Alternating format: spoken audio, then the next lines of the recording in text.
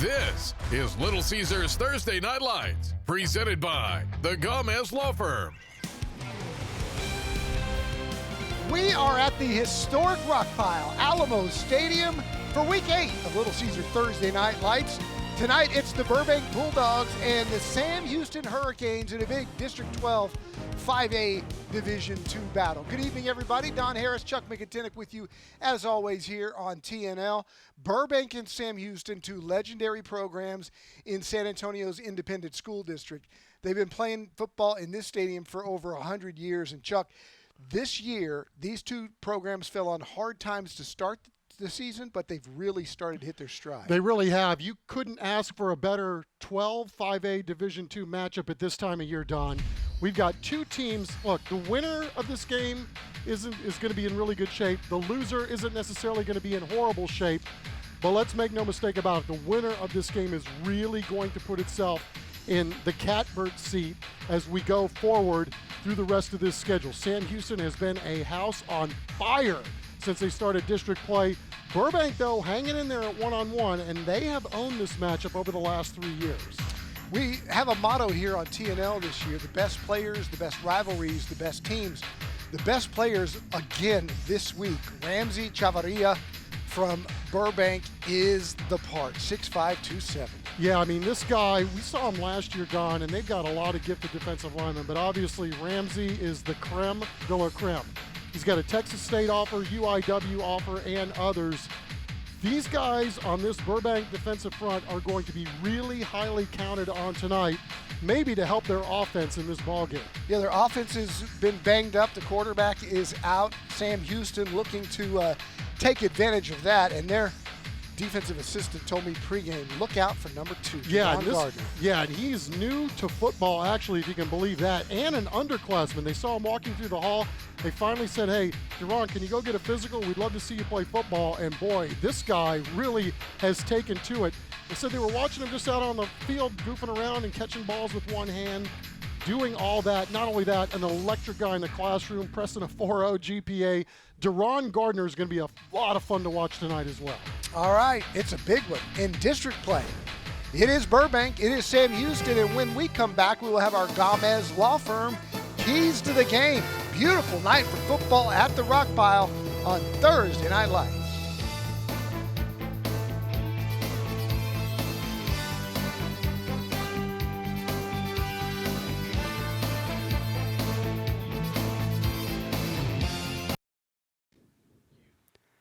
There is always a little bit more pep in my step whenever I come over to the historic Rockpile Alamo Stadium. If this place could talk. Man, tonight it's Burbank, Sam Houston. Time for our Gomez Law Firm keys to the game. Chuck, we start with Coach Mitchell Ricker and the Burbank Bulldogs. Yeah, for Coach Ricker and his crew, obviously they want to protect the ball in this one. Don't give Sam Houston any cracks at it. And on defense, limit the negative plays. Same thing for special teams. Try to be clean in the kicking game. Here's Coach Ricker. There's no quitting these kids. We got the best kids in the entire city. I'm so proud of them, and they're going to keep showing up every single day and trying to grow and get better. Now, we got a lot of guys playing their first season of varsity football. A lot of guys playing new positions. Got a new coaching staff. There's been some bumps in the road early, but these kids keep showing up every day and fighting and growing, and we really appreciate and are proud of our team and our kids. After an 0-4 start, Sam Houston's won 3 straight. Chuck, what are the keys for the Hurricanes? Well, they want to execute their offense, and by that we want to say that they don't want to be behind too long in the chains as this game goes along.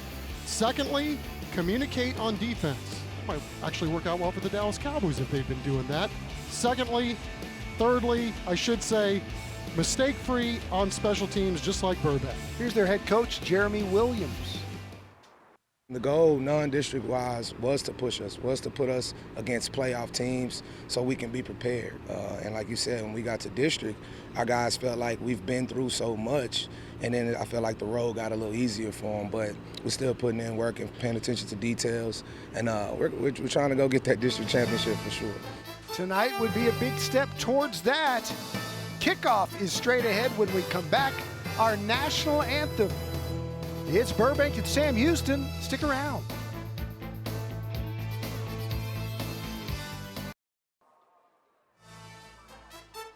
Tonight's broadcast of Thursday Night Lights is sponsored by Little Caesars, the Gomez Law Firm, Beluga Air, DH Plumbing, Rushmax, Mega Furniture, San Antonio Sports, Valero, Absolute Power Electrical Contractors, Christus Children's, Gautier Formal Dresses, The Good Feet Store, Collision Experts of Alamo Heights, South Texas Family Medicine and Urgent Care, TELUS Equipment, Ideal Precision Roofing, Brazilian Top Team, and Monarch Trophy Studio.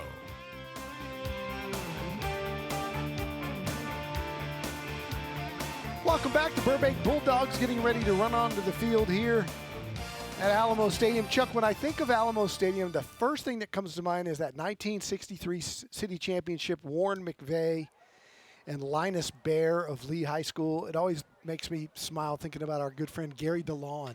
Yeah. You know, I wasn't here in 1963. I was going to say, how'd you enjoy the game that day? The history books and hearing Gary had a documentary about it. And growing up here, that's all you heard about was that legendary game. Warren McVeigh went on to play for the Kansas City Chiefs on those early Super Bowl 1 and 4 teams. And we were here. I was here for the 95 state championship game between Roosevelt and Flower Mound Marcus.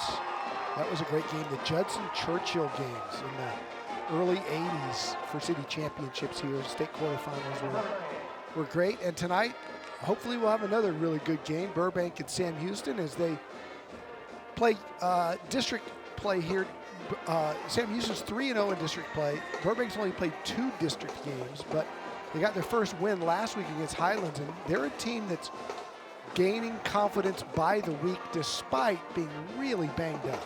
Well, you heard Coach Williams talked about it for the Sam Houston squad before the ball game, that they played a really difficult, very competitive non-district schedule to begin the season, and they did so that it would prepare them for league play here in 12-5A Division II. And yeah, since they started league play, I mean, they have been absolutely dominant. Coach Williams and his staff really doing a nice job. This is his 4th year coaching these Hurricanes. And then conversely, over on the Burbank side, well, they've had some injury issues at the quarterback spot. So this is actually quarterback number 4 as we play on here, just barely past the midway point of the season. So they've had their own challenges to overcome. But having said that, they're really gifted in certain areas under Coach Mitchell Ricker.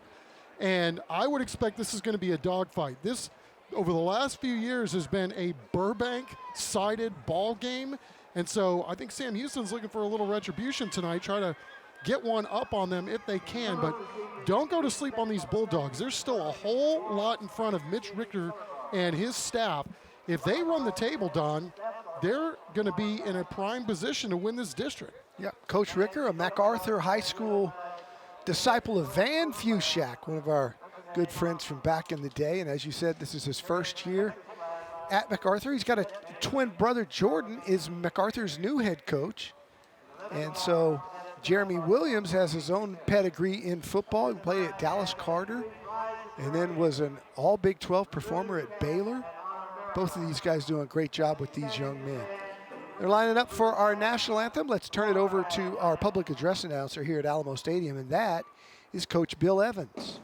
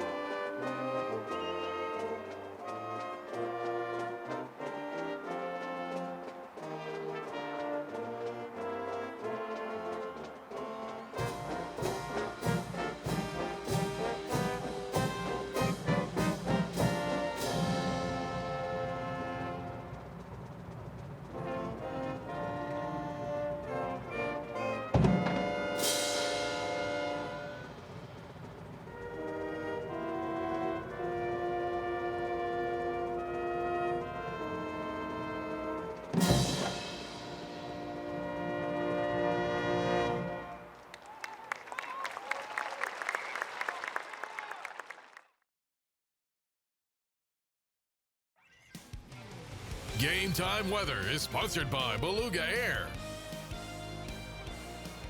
Closing in on kickoff here at Alamo Stadium. Our Game Time Weather brought to you by Beluga Air. As you look at the Frost Building downtown, 83 degrees. It is a gorgeous night for football in San Antonio, Texas. Wind out of the east-southeast at 8 miles an hour. Standing down there, I think it's the first week that we just didn't feel any heat at all. Like, it hasn't been overly oppressive this year, but man, it was gorgeous down there tonight. Yeah, nice little breeze. Yeah, I love it this time of year, right? Who doesn't? And it seems like every year it's getting a little cooler and cooler, which is good too. Not as bad as it was last summer, that's for sure. I felt like we got an easy break this year. Yeah, we did. In terms of the weather. For sure, not very many 100-degree days at all. First half kickoff brought to you by the Good Feet Store. It's a little pooch as they'll kick it into the dead hole there. And right up the middle comes the Hurricanes. It's a good return across the 45 down to about the 46-yard line. And the Hurricanes will have it first, thanks to a nice return there by Marquez Rice. Xavier Youngblood is the young sophomore who leads this Sam Houston Hurricane offense. 1,000 yards passing on the year, 10 touchdowns and just 2 interceptions. He's also run for 250 yards and 7 touchdowns. Tristan Zachary, his favorite target.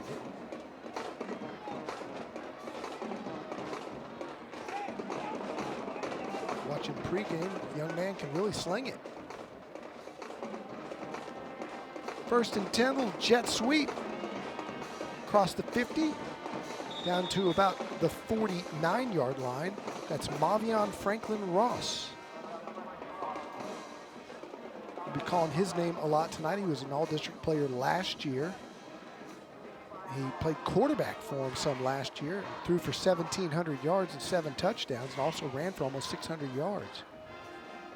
But they like this young sophomore, young blood, playing quarterback that allows them to let Ross handle the running situations. They give it to him the same play, other side. Check that, that's number 11. That's DeAndre Thomas. He gets near the 40, and that's going to move the sticks. Well, you see Sam Houston right here working both sides of the field early on in this football game. As we take a look at our Sam Houston Hurricanes starting offense there. And I'm going to be fascinated to watch this young quarterback play football tonight, Xavier Youngblood, Don, because he did not play middle school football. They didn't have football at his middle school. He was a basketball player, but this is his second year playing quarterback. He was a JV quarterback as a freshman, but I was watching him before the game. He can really spin it. It's a rush max first down for Youngblood. And he'll throw it out into the flat. And that's completed to DeAndre Thomas for a gain of about 4. So Ball's on the loose. ground. Burbank says they have it, and the officials are pointing that way. You see they're talking it over. And they give it to the Bulldogs. So they turn him over. I didn't see it come loose on the tackle. Well, as you take a look at the Burbank starting defense, you got it just in the nick of time because it's already come up with a big play. Again, we talked about how stout they are on that D-line. They got Ramsey and they got Puka. Let's see if anybody or who got their hand in on the football. And yeah, it comes out. Looks like we had a DB come up there and wrest that thing out of there. I think he got both the cause and the recovery. Ambrose Leyva. Did Ambrose Leyva. So here we go, first down for the Bulldogs and their young quarterback, who, as Chuck said, they're down to their 4th QB on this roster because of catastrophic injuries week by week. But they've got some faith in this Joshua Garcia, this sophomore. Done a good job taking over in practice. Gain of 1 on first down. Yeah, he did a good job last week coming in the second half of that football game. He only threw the ball a couple of times, but did a good job managing the whole game. Here's another handoff. This is not going anywhere as Sam Houston's interior defensive front comes up with the stop, and they've got some big boys up front. That's Jeremiah Galvan. He's just a sophomore with the tackle there on Edward Rodriguez. Yeah, you can see Sam Houston knows the score. Going to put a lot of guys on the box and really put the pressure on this Burbank running game tonight. 2 tackles for Burbank, both all-district performers a year ago. 3rd down and 8. They'll throw it incomplete right at the feet of the intended receiver. Maybe a little miscommunication there as Joshua Garcia points over to Brian Jalomo. And I think there was just some confusion. It's 4th down and 8. They list Christian Sandoval Martinez as their kicker. Wouldn't be surprised here, though, if he punts that away, and he does. They'll check up around the 35-yard line. They'll down it at the 36, and that's where Sam Houston will have it for their 2nd possession. When we come back, we're scoreless at Alamo Stadium.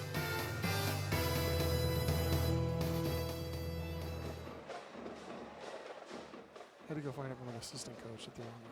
The Little Caesars Thursday Night Lights presented by the Gomez Law Firm. Out at the Rock Pile today. It's always a treat coming to Alamo Stadium, and always a treat to have Little Caesars here with us. We have Mr. Caesar himself. Thank you for being here. And Amanda Miller, representative from Little Caesars today. How are you today? I'm good. How are you, sir? Doing Nice great. to Doing great. Why does Little Caesars choose to get involved in the community in ways like this? Well, them being a family company, family is important to them. It's family owned, family very oriented. One of our big combos is the feed the family. You know, make it simple, quick. Go in, it's hot and ready. You feed the whole family for, under 25 bucks. Awesome. And how can people order for under 25 bucks right now? If someone's sitting at home watching this great game we got going on between Burbank and Sam Houston, how can people get their game day favorites? Of course, just showing up to any location. It's all hot and ready products. Ordering on our app or website. And then we also take phone orders in the store. He's rubbing the pizza. I know we're about to get into that. So what'd you bring today? What are we showing off? Today we have a thin crust supreme.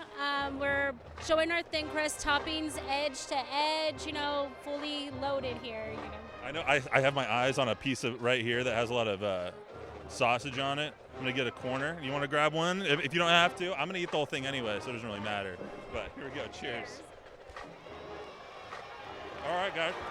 We got some action going on. Back to you. Just in time, showing some speed down the sideline. Touchdown, Sam Houston.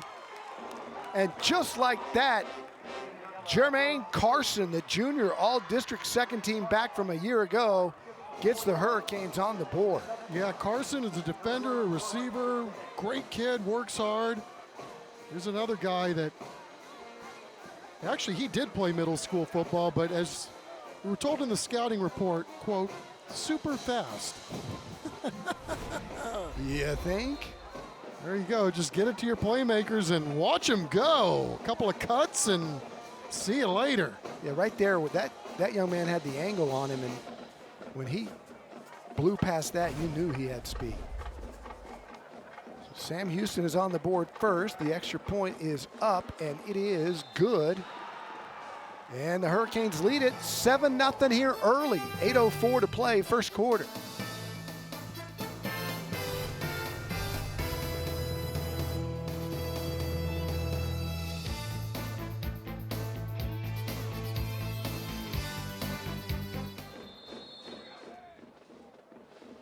All right, how about that?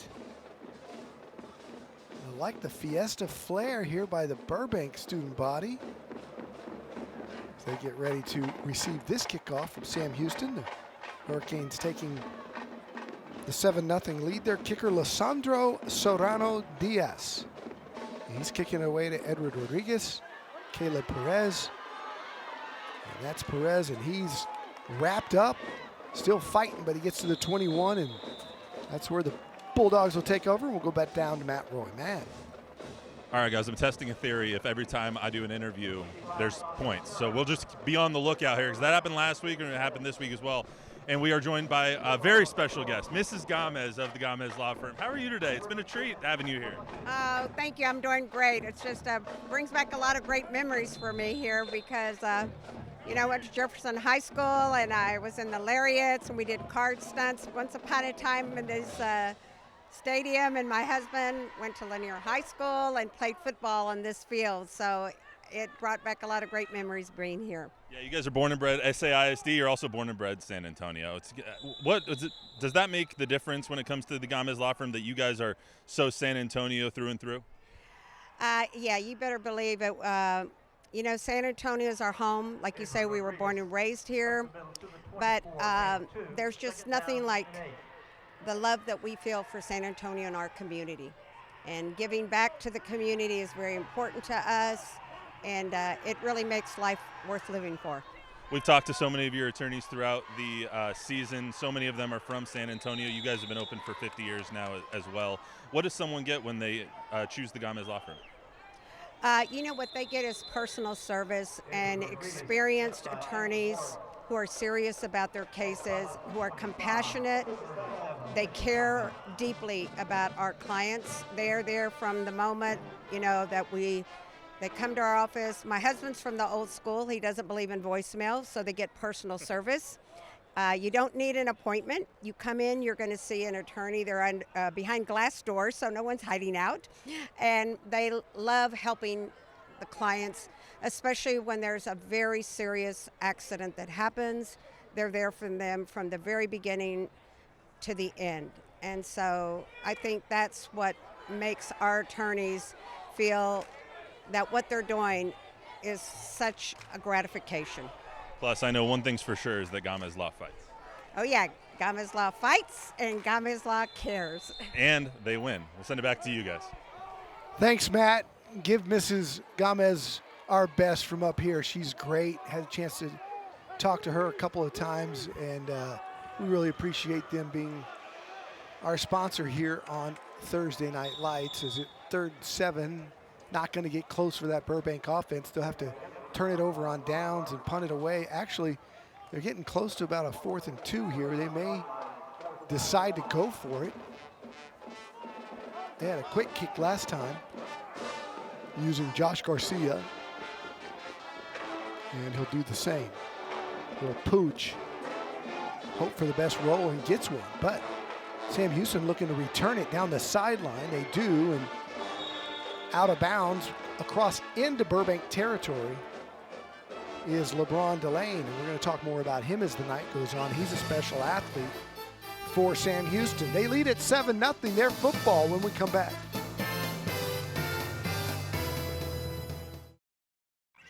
Closed captioning for tonight's game is sponsored by TELUS Equipment.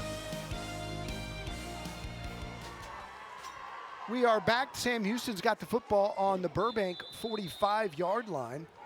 New series for quarterback Xavier Youngblood and this very high-powered Sam Houston offense.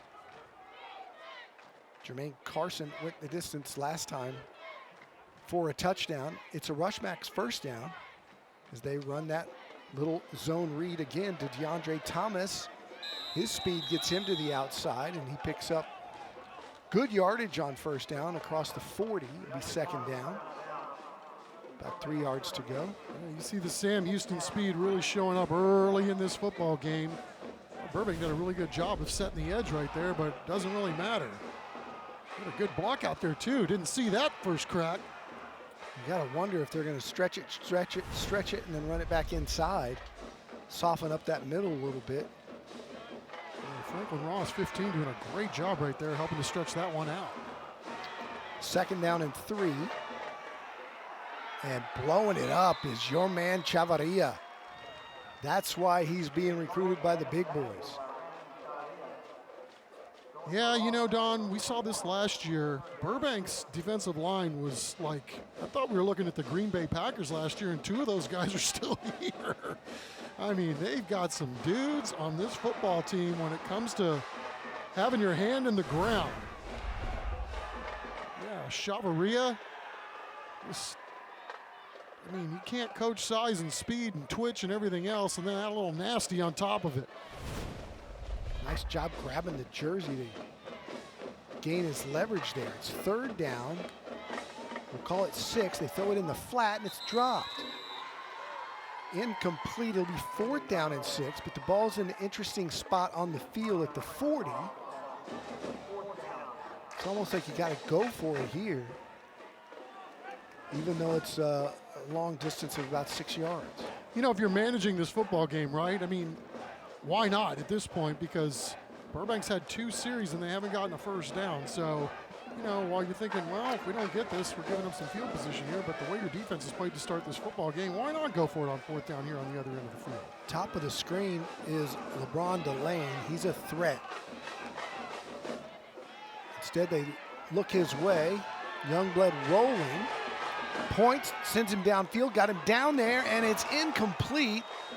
Nice job of ad-libbing by Youngblood. He was looking for DeAndre Thomas. He had him, and it was just a tad long. I'm telling you, man, this guy new to the position, but let's talk about a guy playing quarterback and not having had the benefit of playing middle school football, 1 year of JV football, and he's just got a really good feel for the game, right? Sees the field, did a great job rolling. Long, spins it well. I mean, that was a dime on time. Yeah, felt pressure and kind of ad-libbed his way into a nice play. Just missed him. We're back in 15 seconds. At Brazilian Top Team San Antonio, our kids and teen classes build more than strength. From anti-bullying to mental resilience, your child becomes part of a community that lifts them up. Sign up today for a free trial class at bttsa.com. Jermaine Carson going both ways, scored that touchdown, now makes a tackle. We talked about this earlier this week, Chuck, you and I, that there's a lot of two-way players for this Sam Houston team. Yeah, and you're looking at one right there, and Edward Rodriguez is going to play both sides of the ball too. Special athlete and a really good leader. They'll hand it across midfield, and that's good for a rush max first down. That's Rodriguez. And he's one of those guys that can pop one too. They're going to put him outside. They're going to have him inside. They're going to have him running between the tackles. Going to play some defense. This guy's all world, and they're really going to lean on him tonight. You know, the thing that they really like about young Joshua Garcia is the fact that you can tell, right? He's not, doesn't look like the moment's too big for him from a guy that's, you know, getting some first cracks here at the varsity level playing quarterback as a sophomore. Nice job turning that run up inside for Burbank. Caleb Perez, the sophomore wide receiver, did a really good job of seeing where the lane was, cut it up for a nice gain of 5. And while we're on the topic, I mean, it's the last couple of plays. A nice job up front by Morales, Salas, and our man Puka playing both ways too. Puka Anatoly Ali. Try saying that 3 times fast as they give it to Rodriguez. And there's Gardner. Deron Gardner, the junior linebacker, came through with a nice tackle. Their assistant coach, Kevin McCullough, telling me before the game, look out for number 2. He'll make some plays. 3rd down, we'll call it 5. 3:17 to go first quarter. High snap. Good job reining that in and going deep into coverage, and that's intercepted. Picked off by Sam Houston's Treston Zachary, playing safety back there, read it all the way, but there may be a penalty down pre-snap. We'll see what the call is. It was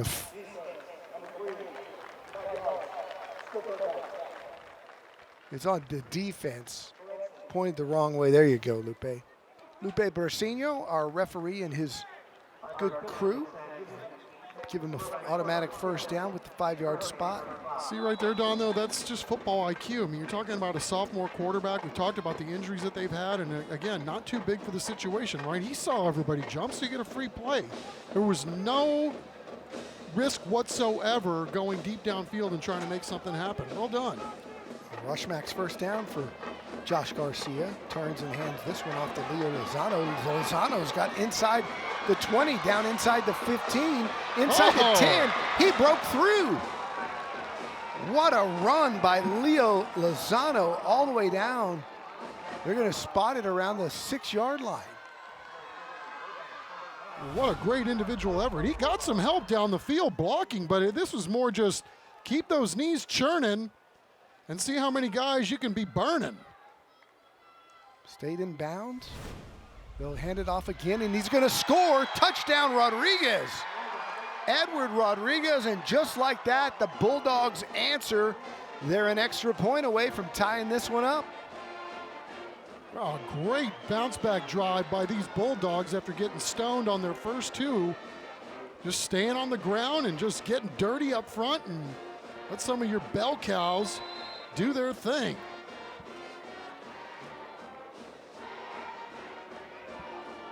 It's almost like they wanted to answer the physicality with some physicality, answer that speed with some physicality.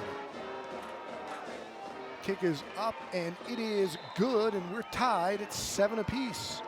Edward Rodriguez, his 4th touchdown of the game, of the season. And nice job, patience, vision, and turning on the Jets. Yeah, running to daylight. Look, just a little stutter, waiting for something. Boy, what did you see? Talk about the vision.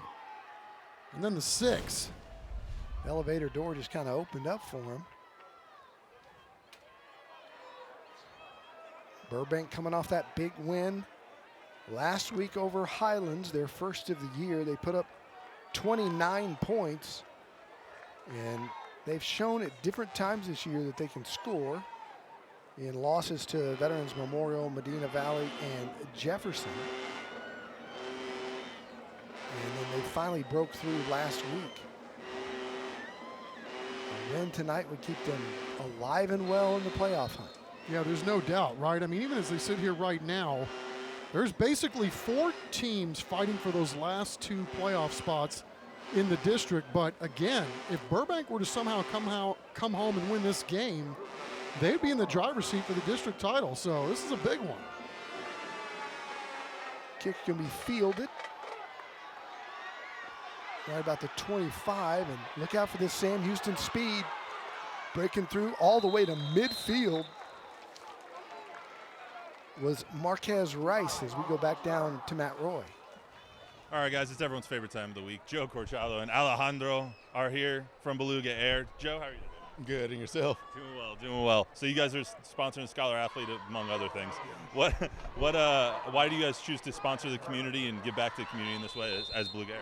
Well, it's always important to give back to the community. Beluga Air would not be here if we didn't have a community to give to us. So I believe just giving back to the kids and anybody we can do. Tell me a little bit about the Wave thermostats. I know it's kind of a weird time of year when we're transitioning into the winter and the fall. So Beluga Air has their new technology thermostats, kind of like the Ecobee, the Nest, those high-end thermostats, but it's called the Wave. But we can actually help you keep up with your unit, monitor it, send us emails saying that your unit's not working efficient, and we're giving them away with our maintenance plan. So if you go to our website, www.mybelugaair.com, you'll be able to see more information about it. So we told you last week that Alejandro was going to get a green monster truck if he said it. So Don killed me for saying half of it for him. So we're gonna see if Alejandro will say the entire tagline by himself. Are we gonna do it? Don't put money garbage. That counts. I know you think that counts. We all know it. Hey, Alejandro, good job. Dang. All right. Back to you. Did Alejandro know that this is it for you, Matt? Yeah, he's a talking machine today. Matt, does he know that this is it for you? I don't think so. I know Joe knows. I don't know if Alejandro knows, but okay. He did it on my last one, so it was good. Perfect. Yeah, he did good. He did good this time. Awesome. And we've got a face mask, personal foul, 3 flags flew. Did I say that right? 3 flags flew. And it's a big penalty here against Burbank as they'll march off the 15. Is that akin to the rain in Spain stays mainly on the plains? I think the first time I butchered it. No, I think I said it. I don't know. I don't want to try again. You never know what will come out. They're inside the absolute power red zone are these Sam Houston Hurricanes. Youngblood pointing, directing traffic, now lobs it to the corner, and LeBron wants some interference. I think he's going to get the call. LeBron Delane thinks he was held, and we'll get another look at it. I think the officials agreed with him. Again, our lead official tonight, Lupe Brasino, the referee. Lupe and most of his guys, former military. Love doing this.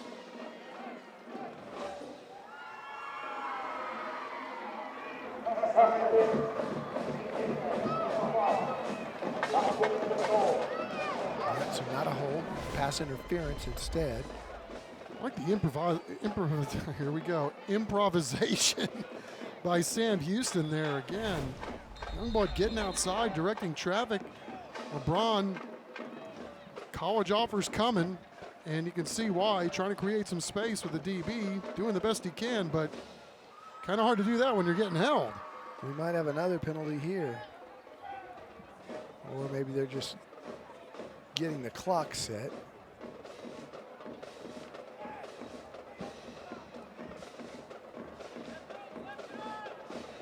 They're getting them lined up and ready to go here. First and goal for Sam Houston. It's a rushback's first down. And Youngblood will keep. Looking to get to the corner. And he's slung down short of the 5. Coming up to make the tackle, James Luna, the junior linebacker. Nice play by him. I'll tell you what, you look at Youngblood, he's not going to run anybody over. He has to run around in the shower to get wet. Well, he's certainly athletic. And what I'm really impressed with is just his ability to see the field and how much control he's got when he's letting loose on the run. Very nice. Now we have another pre-snap whistle. I believe we got a timeout here by Sam Houston.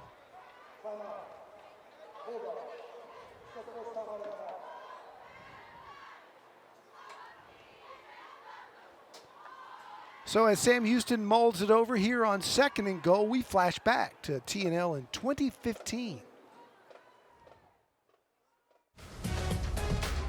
Prime goes back to pass and throws a route down the sideline. Got a man, and it's caught, and he's gone. This is going to be a 99-yard touchdown to Jawan Anderson. 99 and a half, as Dandy Don would say. Touchdown, Hurricanes. 10 years ago, Brother Chuck. You know, I remember about that game. Jawan Anderson, who caught that early in the second half. He missed the first half because he went to a funeral. He showed up on the sidelines. They put him in the game, and he scores the longest touchdown in T&L history after missing the first half because of a funeral. It's funny, I don't even remember being at that game. I won't forget that one. That was a good one. Inside handoff, near the goal line, pushing forward is Carson. He's already got one touchdown tonight. He gets short of the goal line, right about the 1. His forward progress, I believe, got all the way to the 1. It'll be third down and goal. And as we wind down the end of this first quarter, Sam Houston will have to snap the ball one more time. So let's see if they can get this short popper right before the end of the first quarter to take the lead. Youngblood keeps it himself and waltzes in for the second touchdown of the night for the Sam Houston Hurricanes. Xavier Youngblood, nice fake to Carson, keeps it himself, and the Hurricanes lead by a touchdown. Well, you're going to see a lot of Xavier Youngblood on the basketball field, but I just love the story, the fact that, you know, these guys that didn't play middle school football after going to King and then coming here to Sam Houston, just how quickly Coach Williams and his staff have grown these guys up. I mean, you wouldn't know that this guy didn't play middle school football. It looks like he's been doing it his whole life. He's got a natural knack for it. You see how he just stuck the football over the goal line? It's like he's a kid who's watched a lot of football if he hasn't played it, because he has just a natural sense when he's pointing to directing traffic to his receivers and feeling when the pressure's coming, and read the safety there to keep it himself, and then with the right hand just sticks his hand out across the goal line to make sure the ball broke the plane. And with 33 seconds to go, Sam Houston goes in front. And you know, during the fourth quarter of tonight's game, we'll be highlighting the school bus stop of the game. The law in every state requires drivers to always stop for a school bus when the stop arm is out and the red lights are flashing. So stick around for that later in the game. Our school bus stop of the game. Coach Williams congratulating the guys that make it happen. Big beasties up front. I can't say enough about the job he and his staff have done with these guys. Of course, this is his fourth year.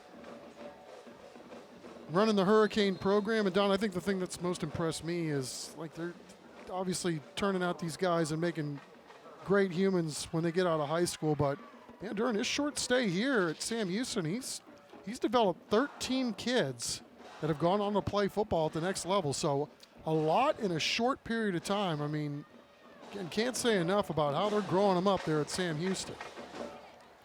Outstanding job there. Burbank on the return across the 30, down near the 33-yard line is Caleb Perez. And he's brought down on special teams by number 26 of the Sam Houston Hurricanes. And that's Bruce Pope, sophomore linebacker. So now Burbank will get a chance to answer like they did on the last drive. Had a lot of success running the football. It's kind of getting behind those big boys up front and seeing what the ball carriers can do, and paid big dividends. And see if they can make it happen 2 times in a row, because Sam Houston's D-line and middle linebacker and outside linebackers, them dudes ain't no joke either. Yeah, made it look like they were just determined to be more physical on that last drive. Let's see if they continue. They do. They run it inside. And it looks like the bell cow tonight is going to be Edward Rodriguez. He scored the touchdown. He's got a big gain here. It's another rush max first down, and that may bring us to the end of the quarter. They do stop the clock to move the change, and there's also a flag down, so we'll see what the call is. And it's going to be false start on Burbank, so that'll back them up. Very positive first down gain there, negated by that penalty, and that's what coaches hate, is when you have to get behind the sticks, which means it'll be first down and 15. And that's one of those things. You're talking about a team that's working on its 4th quarterback this year, right? It just, timing isn't probably what you'd like it to be at this point in the season, obviously. Inside handoff. Not quite what they had the last time, and goes forward for a few. But that will likely be the last play of the first quarter. It's been a good one. Sam Houston over Burbank, 14-7. It'll be second down and long for the Bulldogs. When we come back to Alamo Stadium, you're watching Little Caesar Thursday Night Lights on the CWSA.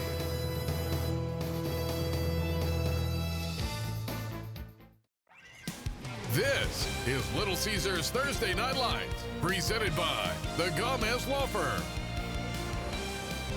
281 near Hildebrand on the corner. As we're at beautiful Alamo Stadium. Second down and 9. They switch sides.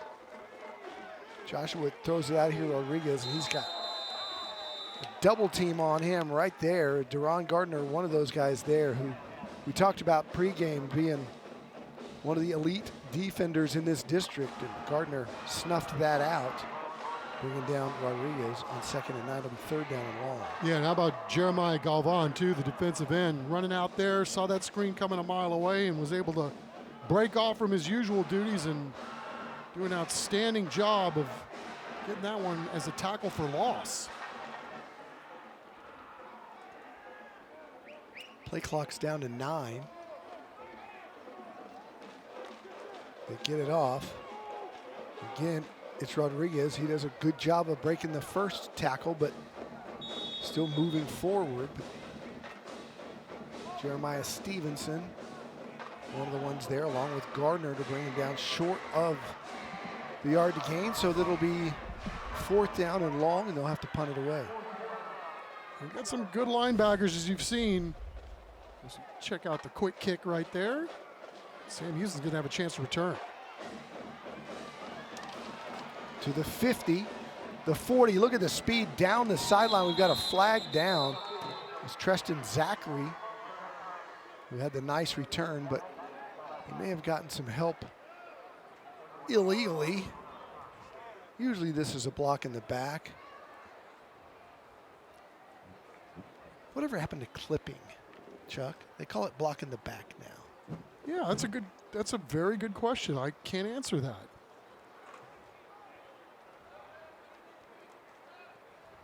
clipping has kind of gone by the wayside. Maybe we should resurrect it. Start calling it clips. Yeah, clipping.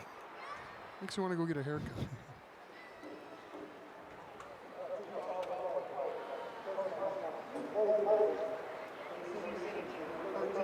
It's neither. There was a hold. And they'll sort this out. There it is right there. Just threw the man down. I'm wondering if that's against Burbank. No, it's against Sam Houston. While they figure this out, let's go back down to Matt Roy. All right, guys, got a good game going on here at the Rock Pile, and got one of our sponsors here from Mega Furniture, Daniel Paez and Roger Martinez joining us. How you guys doing tonight? Great. Thank you for that. Absolutely. So tell me a little bit about Mega Furniture.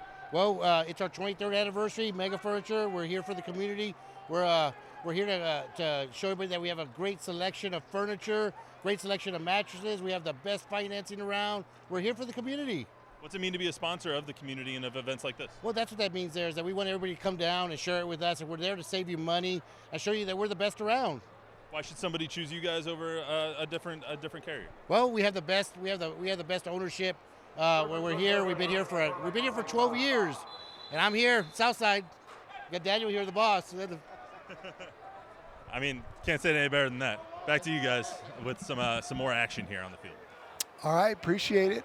It is a Mega Furniture first down for these Hurricanes. As we're just into the second quarter here. They'll swing it out. This went for a touchdown the last time they ran it. It's Carson. Chavarria gets out there with his teammates to bring him down as a short gain of about 5. Yeah, a little lateral again, and I'll tell you, that's about the third or fourth time tonight that we've seen. If you decide that you're going to try to tackle one of these ball carriers up high, you're going to pay the price. I mean, these guys are really got some strong lower leg action working, and got to get them down low if you want to get them on the ground. Second down, we'll call it 4.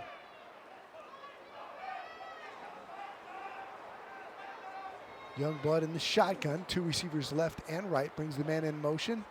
Runs that little zone read again to the outside to the 30. That is Mavion Franklin Ross. Again, he played quarterback on this team a year ago. And another flag down. And this may back up the Hurricanes again.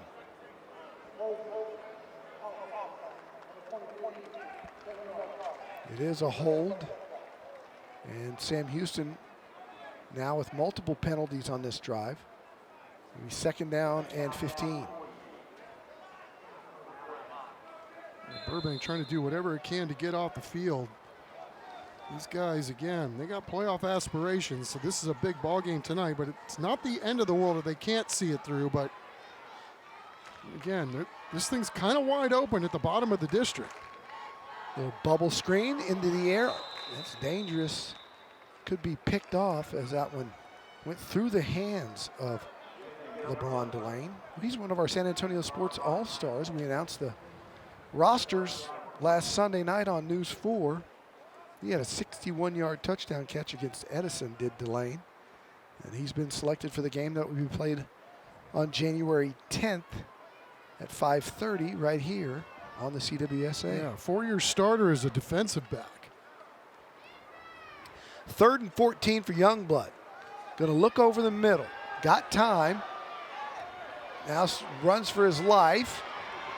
He's got some room. Directing traffic again. He's going to run for it a la Baker Mayfield. He's going to pick it up. You've been talking about his poise, Chuck, and he showed it again there.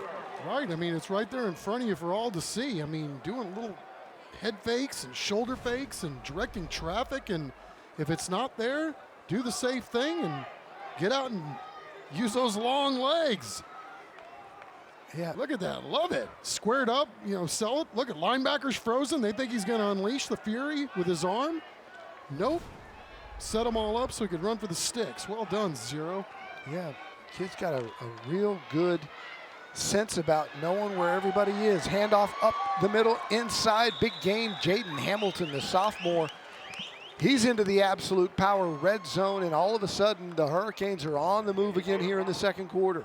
Yeah, now they're mixing and matching and letting some of these younger guys touch the ball, and it looked like they're missing a beat right there with 27. That was a heck of a run. Xavier Youngblood, the sophomore quarterback, in complete control of this Sam Houston offense. Maestro running this thing. It's another Mega Furniture first down. Run that sweep that they like to do now over and over again. That time to Mavion Franklin Ross.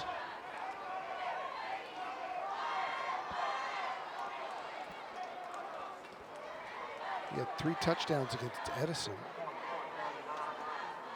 2 via the air. Second down and 9. Youngblood checks his signals. Just cool and calm and in control so far here in the second quarter. Runs it wide again. Down to the 10. Inside the 9 is DeAndre Thomas. So they've got Thomas, they've got Rice, they've got Franklin Ross. We've already seen Carson. So speedster after speedster with these Hurricanes. Yeah, and Sebastian Ramos did a really good job of blowing this up. He just did not get any help from the outside. By the time he did, it's a nice little play on second down for Sam Houston. So a manageable 3rd and 3 here for Youngblood. Brings a man in motion. Keeps it himself right up the middle. Touchdown, Youngblood. Touchdown, Hurricanes. And they've opened it up to a 2-touchdown lead as they've run that over and over again, stretching the defense, and smart play by the young man to keep it up inside. Yeah, that was reminiscent of parting of the Red Sea. With as much room as Youngblood had to run with that football. Mercy. Just watch the linebacker. Read your keys, as the coaches say. He read it perfectly, watched the linebacker, and then went inside. Oh, that was a heck of a first step there, too, though. Let's not make any mistake about that. Yeah, this guy's really impressive tonight. Extra point, no good. Doink. That can be returned for 2, but it won't be. And it'll be 20-7. With 7:30 to go. The Hurricanes open it up a little bit. We've got a flag down, and we'll see what that is when we come back.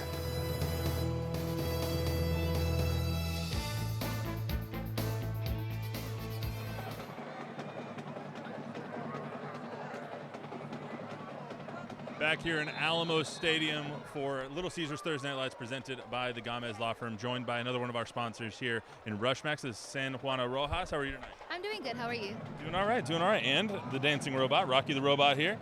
His eyes are not lit up, but he's lighting my eyes up. He's doing a great job. Nice job there, Rocky. So you guys offer a lot of events over there. Can you just tell me about what you guys offer, and then we'll get into the events here? Yeah, so we do offer our go-karts, our laser tag, our bowling, soft play, and then we also have the arcade. Now for the adults, we also offer the bar and also the pool tables as well. Awesome. What kind of events do you guys usually host? So we are mostly known for our birthday parties, but we also host corporate events. We also host holiday parties, lock-ins, and then the field trips as well. Awesome. And the last question I have for you is, there's a lot of mascots down here. There's Little Caesar, there's a Bulldog, there's Rocky. Who wins in a fight? Oh, I'm going to have to say the Bulldog. Dang, Rocky! She just threw you under the bus. But you can outdance the Bulldog. Take us out, Rocky. Let's go. Yeah, Bulldog ain't got nothing on Rocky. Back to you guys. Matt, I want to see you do the same move. All right, he told me to do the same move. You got to show me one more time. This is going to be bad. Thank God it's his last night. No. You do it, Don. Let's go. It's not bad. That's not bad, Matt. That's not bad. For an offensive lineman.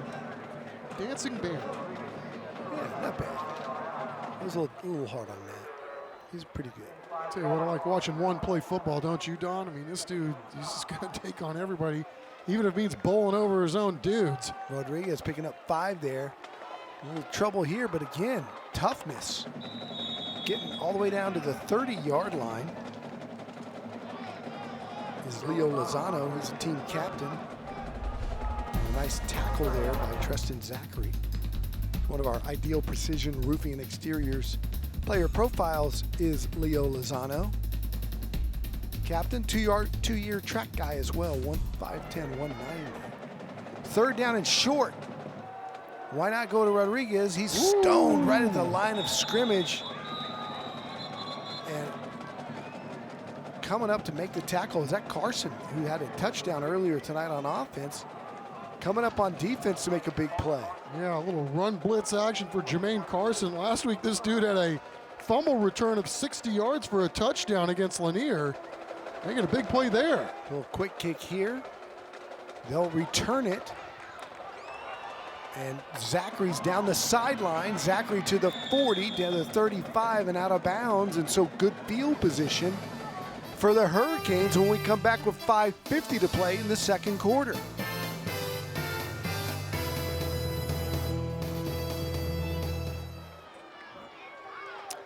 We are back, 1st and 10. Youngblood has it knocked down and almost picked off.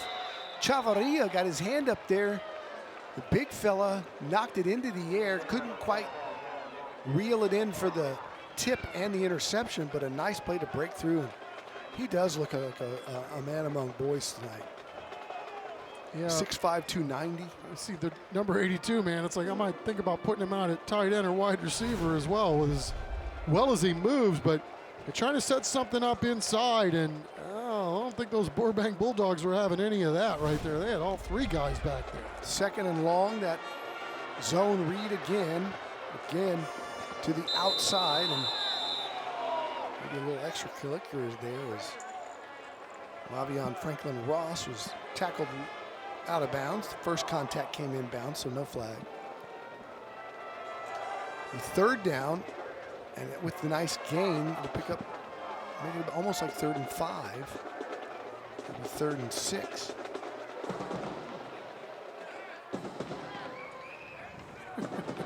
Something like tells his me buddies were telling him something. He's like, hey, hold on a second. Let me get the play in first, and then we'll have a chat. Something tells me that Youngblood wants to put this up.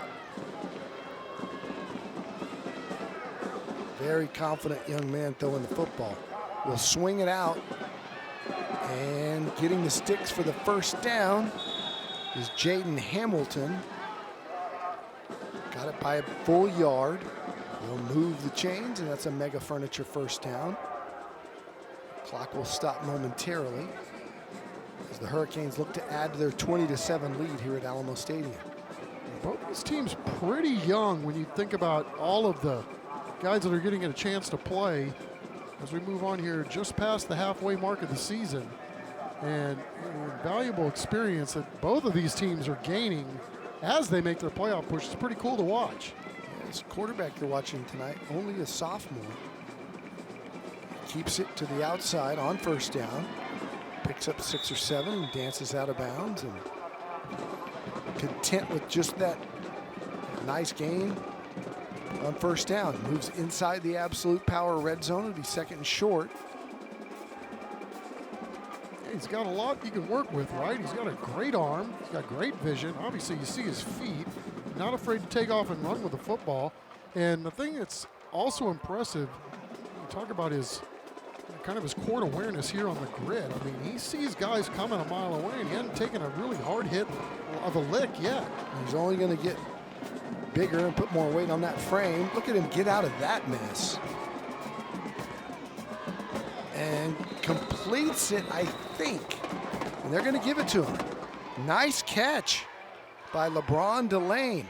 But how about that? On the zone read, he said, I've got it, quarterback. Goes into the line. Uh-oh, it's not there.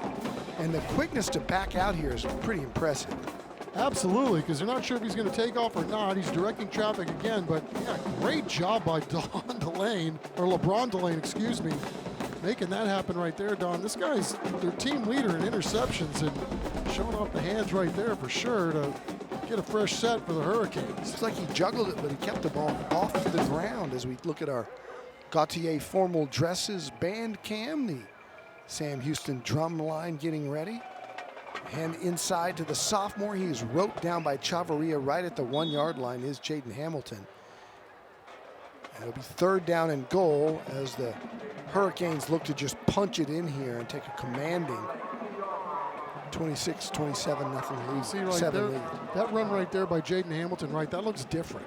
Right, sophomore, quick foot in the ground, great vision, drives it hard. I mean, this guy had a 33-yard touchdown last week, and trying to get another one. But again, these are young guys that are growing up real quick here at Sam Houston. Yep. False start though, and that's going to back them up here. They were knocking on the door right at the 1, and I believe this is going to be a false start on Sam Houston. They're claiming it might be offsides on Burbank. It looks like they may get that call.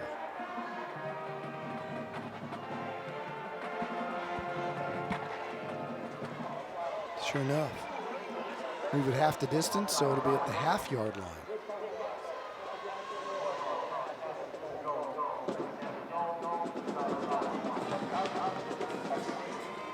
Here's Youngblood.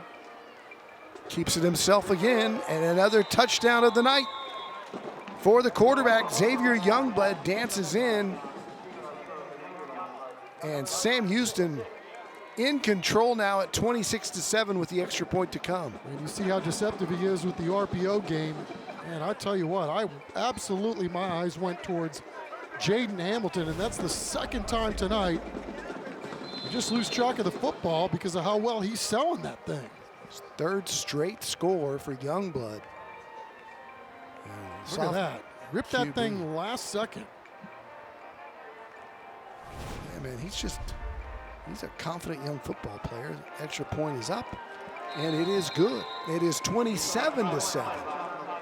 Sam Houston over Burbank. 2:54 to play, and we're back in 15 seconds.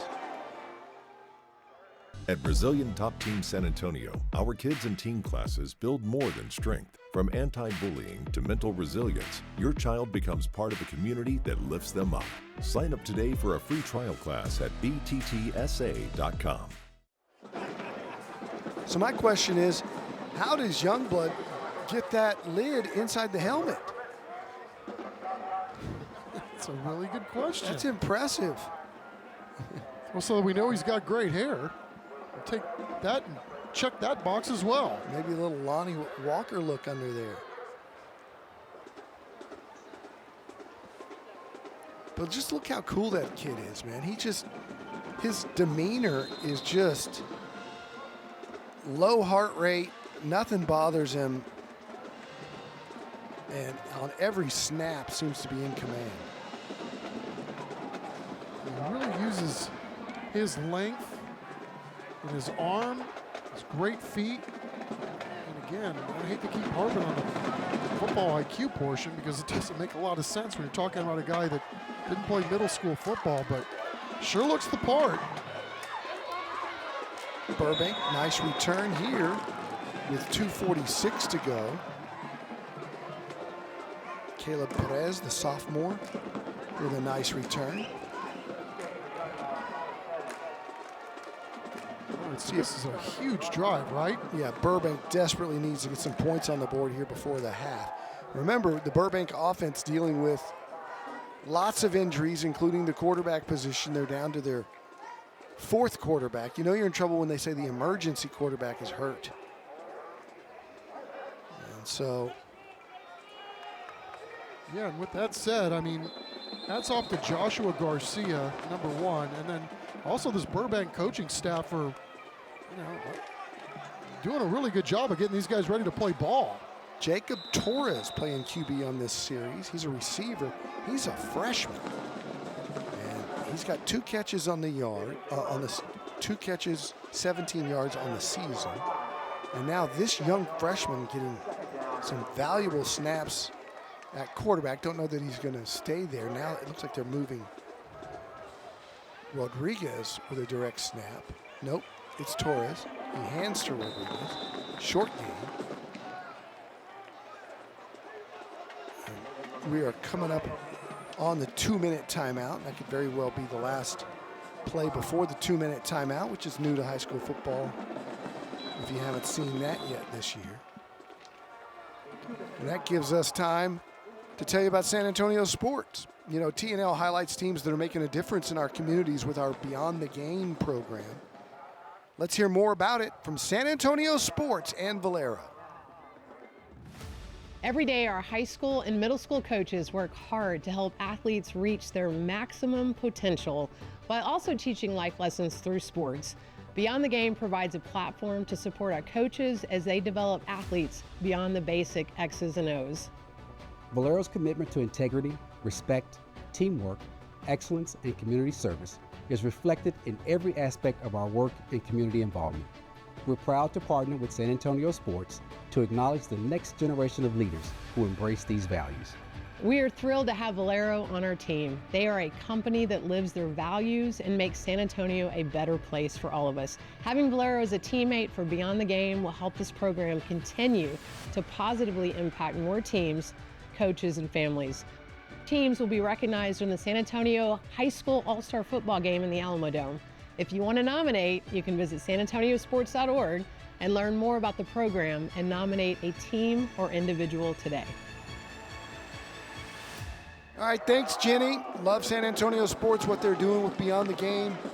We feature it every week on our sports shows, and it's just a great community effort as it's 4th down and 1 here for these Burbank Bulldogs, and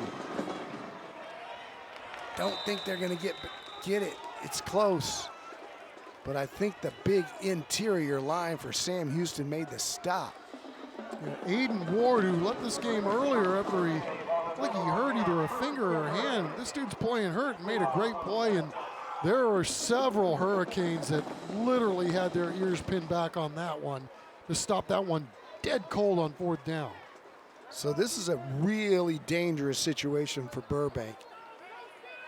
They went for it, short field now for Sam Houston, and plenty of time with 3 timeouts to get another score before half. Youngblood, the slant dropped right through the hands of Mavion Franklin Ross, and he might have scored had he caught it. Well, that was one heck of a seed thrown by Xavier on that one. Just a couple step drop back and let it rip. Right on time, too. So the clock stops with 1:40 to go. Good ball. Yeah. 2nd down and long. They give it to Ross this time, and he's brought down from behind by, guess who, Chavarria. This young man really jumps out on film. Can't wait to see him where he ends up playing at the next level. Yeah, and you got... Who'd you say, Texas State and who else? UIW and some others, but check out 84, John De La Cruz as well, man. That guy's fighting off his block and right there to make sure that if 82 wasn't there, which he was, obviously, he was going to be able to make a play too. But, yeah, there's no doubt, Don, 82 looks a little different than just about everybody else, right? In a lot of ballparks. Sam Houston's letting a lot of time get off the clock here because it's 3rd and 11. 6'6", 270, and can move like that. Yeah, he's special. I wonder if you could play him at tight end. Probably so. So we had our flashback to 2015. Chuck, let's go back 12 years to 2013 when you and I think we're just starting this thing. You can see the graphic. The last Burbank win over Highlands was way back in 1978. When Kansas's Carry On Your Wayward Son was #1. 3rd down and a country mile for Cervantes. It's picked off. Burbank's got an interception and a touchdown. Are you kidding me? This is something else, this turnaround. Fakes it, keeps it. Sanchez with room. Sanchez. Touchdown, Bulldogs. Luna. Touchdown. And the Burbank Bulldogs have exploded in the 2nd half. You're a Highlands grad. But you're all Burbank tonight. No, I'm a Bulldog at heart, man, I tell you. I know there's a lot of football lessons in this, but what does this say about life for you guys and your players? I tell you what, in life, there's going to be some big obstacles, but I tell you what, these guys overcame it tonight. They know they had a good football team that they were going to play against, and they met the challenge, and I tell you what, these are some good men here, right? Oh, what a game that was, as Youngblood runs for his life again, going from sideline to sideline, and now fires downfield. Got a man down there. It's broken up. Good job to come back and make a play. It was Christian Gutierrez. Well, you talk about extending a play, right? Youngblood doing everything he can, goes to the last possible second, and that comes within a whisker of being another touchdown. Went down there to LeBron Delane. It's 4th down. Looks like they'll punt it away. That Burbank win in 2013, I think it's the only time we've done a game at that SAISD sports complex. That was so much fun. The press box was really low. We were very close to the field. And 37 points in the 4th quarter. That was one we'll never forget. I'll never forget. Do you remember that one, Joe? I do remember that one, and that's probably right up at the top as my favorite game that we've done, just because it was literally a dog with fleas for 3 quarters, and then like you never saw what ended up happening happen. Yeah. That was just absolutely unbelievable that you could turn a ball game like that, where one team could dominate like that, and then you get a couple of big plays, and then all of a sudden it just sparks everything else. I mean, that was definitely an all-timer. The proverbial flipped a switch. High snap. I think that may have been tipped because it's not going anywhere. It goes straight up in the air. And with 30 seconds left, Burbank will have decent field position. They don't put it in the air, though, so that's going to be really hard to move this ball down the field without putting it in the air. Well, it's not that they can't put it in the air. They're just limited as we take another look, and a lot of air between ball and foot, and almost one of those Bulldogs got back there to block it. And wasn't that been a big play to kind of flip things around here before the half? Would have been huge. 28 seconds to go. They have just one timeout here. And again, a reminder, their top few quarterbacks have been knocked out, but this young man has done a nice job. Joshua Garcia, the sophomore. Yeah, I mean, just managing the game so far. Absolutely, and again, it's like the kid's not panicking. I mean, he looks like he's been back there the whole season, and they're doing a great job. Here he puts it up, and it's incomplete off his receiver's hands. Needs to have him catch those. Yeah, right. I mean, that looked like he'd been playing back there all year, right? Got the ball, dropped back, feet looked good, squared his shoulders, threw a little rocket, dime on time, and just got to make the play. But again, you have a lot of empathy for what's going on at Burbank, and when you're running through quarterbacks and cycling through these guys at the rate they have this year, continuity is definitely going to be a challenge. 2nd down and 10, 23 seconds to go. They run zone sweep, and Caleb Perez is brought down by Gardner. Whistles blow. I believe that's going to be their final timeout.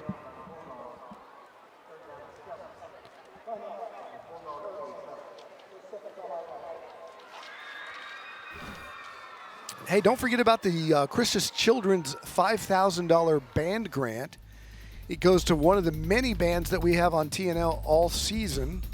So if you like what you see tonight, scan the code. You can scan the code tonight for a team you saw 3 weeks ago. Just scan the code and vote for the team that you like the best, the band that you like the best.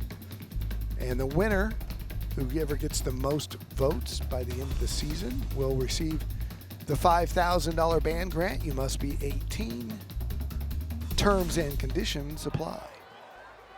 And that's our band camp, brought to you this year by Gautier Formal Dresses. The bands are all formal this time of year. That ball's loose. They're going to call it down. You saw the official throw the marker. Sam Houston going old school band uniform. I like that. So many times we see the bands in the polo shirts and khaki shorts. No, man, I like it when they go with the old school uniforms. Should have a uniform czar for the band uniforms. We have the clock strike 0, or they're going to put some time back on the clock? I think there was a lot of time left when they threw that marker.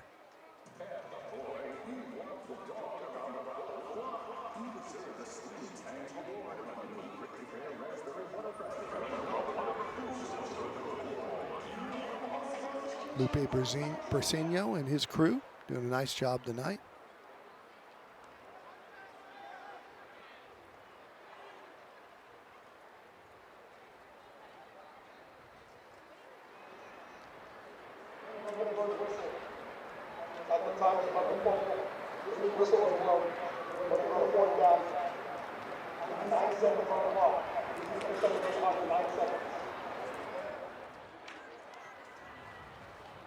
So there'll be 5 seconds left.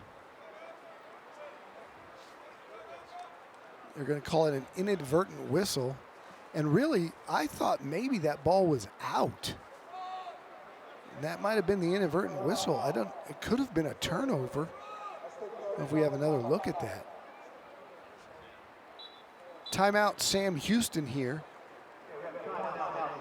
And Burbank may have escaped with a big break there, because I thought that Joshua Garcia may have lost the football before he was down. Let's see. Yeah, they got 9 seconds on the clock now, but as we take another look, he runs into his own guy. The ball was out. I'm not sure if his knee was down or not. It was awful close. You can see him start to lose control of it while he was well up. They're at least going to make Burbank run a play here and see if they can make something happen on this special teams play, whether it's a block or an attempted block, and then see if they can get something in the return game. They'll run it right up the middle, and being dragged down with 2 seconds to go, and now the horn blows, and that'll be halftime. It'll be 27-7, our halftime score. And now they're saying, hang on, hang on, hang on. Yeah, I mean, as soon as the ball carrier was stopped, it should be a dead ball, right?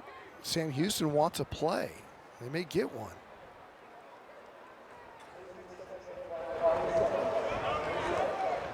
Three seconds. And because he didn't pick up the first down, Sam Houston's going to have Hail Mary time here.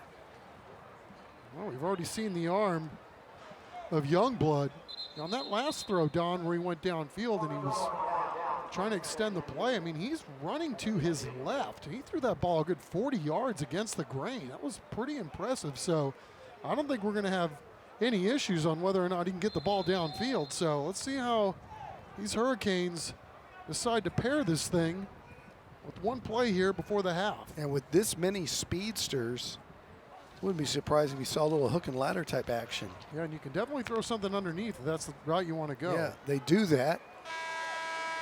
And that's it. This play will be the last. He pitches it. Now it's out. Another pitch. That was forward. Big fella's rumbling, stumbling. They call it dead after the forward lateral. Big guy thought he had a touchdown. Oh, he did. He did. It's just not going to count. Could you see how excited he was? Man, that was well executed by Sam Houston other than that last pitch. I mean, you know, take what they're giving you. If they're going to play all their safeties back, see if you can get something going underneath. And that's what you do, right? Run until it looks like you're going to go down and then flip it. And I love that one's this backwards. Good court awareness by Marquise Rice there. And unfortunately, Jeremy Orozco. one right there went the wrong directions. Got to go backwards, fellas. Jeremy Orozco thought he had one. God, how about the joy he plays with? That's awesome. Well, it's halftime, and it's 27-7. Matt Roy running down coach on the sidelines. Hurricanes looking good here in the first half.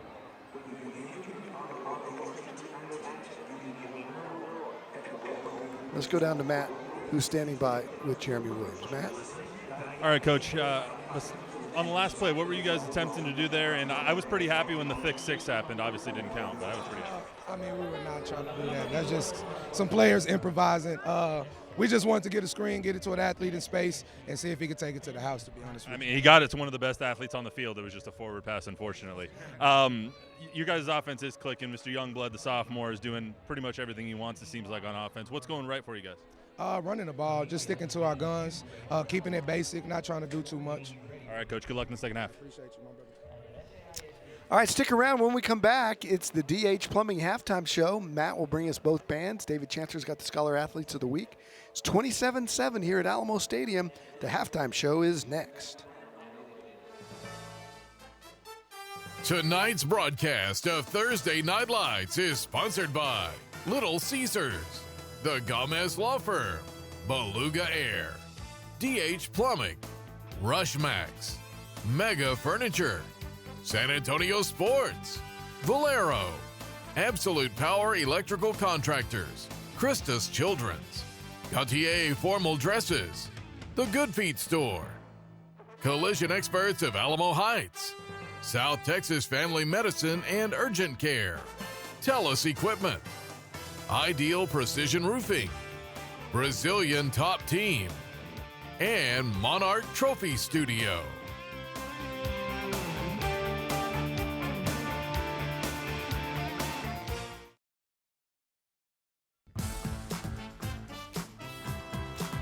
Welcome to the DH Plumbing Halftime Report.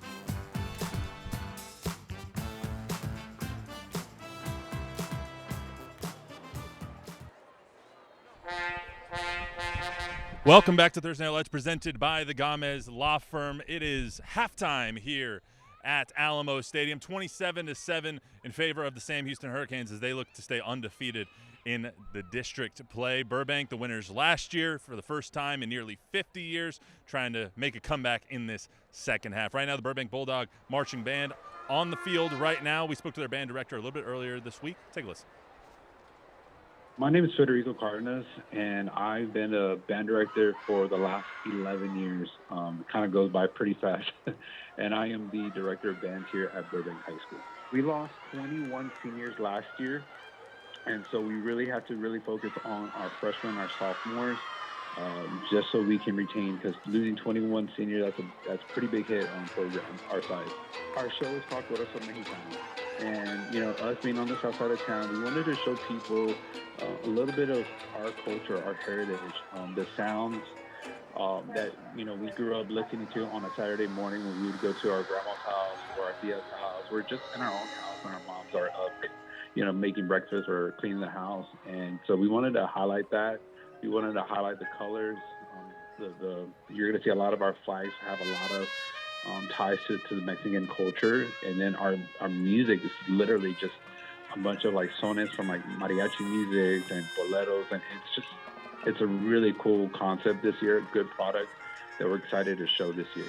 We started our competitive season in September, the last weekend of September, and it's going really good.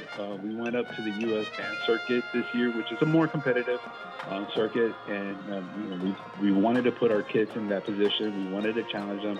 We wanted to show them that they can do it and be competitive. And I'm happy to say we've gotten second place in our competitions this year. And we've missed it by like 0.5 or like half a point, you know. And we've gotten best music a few times. And we've taken quite a bit of those captions. And so we're excited. We're excited for the product that we're providing our audience. So it's been a great competition season. But this Saturday is our biggest competition, which is the UIL Regional marching contest at Ferris Stadium, and we play at 3 this weekend. And so hopefully, you know, everything goes well. We'll be at area in a few weeks. I just want to shout out our administration team here. They're amazing, from our our principal to our counselors to our APs, and then our band boosters. They're incredible. You know, we have parents who are here over the weekend, work early or late at night, sewing and hemming and, washing clothes and doing this and that, providing breakfast, lunch, and dinner when it's competition days, giving rides, things like that. It's just so much. And so our boosters have really stepped up with the support and driving our trailers, and it's been incredible. But we can't do it without our principals, our admins, our custodians, and our boosters. It takes a village. It's time to vote for the Christian Children's $5,000 band grant. To vote for the Burbank High School Marching Band, scan the QR code on your screen. You must be 18 years old or older and live in our viewing area.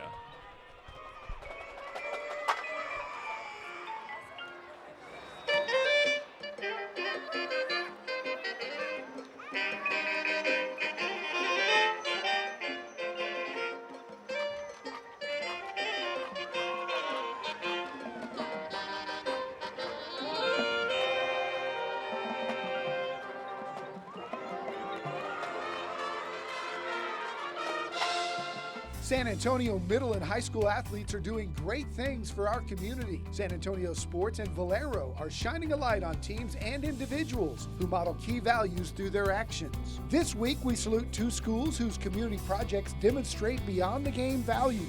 The Churchill Chargers boys basketball program generously gave their time to support Larkspur Elementary's bike rodeo, from assisting with bike repairs and maintenance to helping young students develop their riding skills. The student athletes made the morning both memorable and impactful.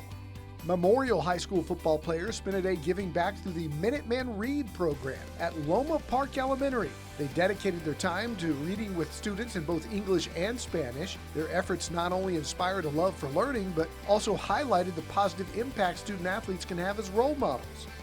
These athletes demonstrated the beyond the game values of integrity, respect, teamwork, excellence, and community service.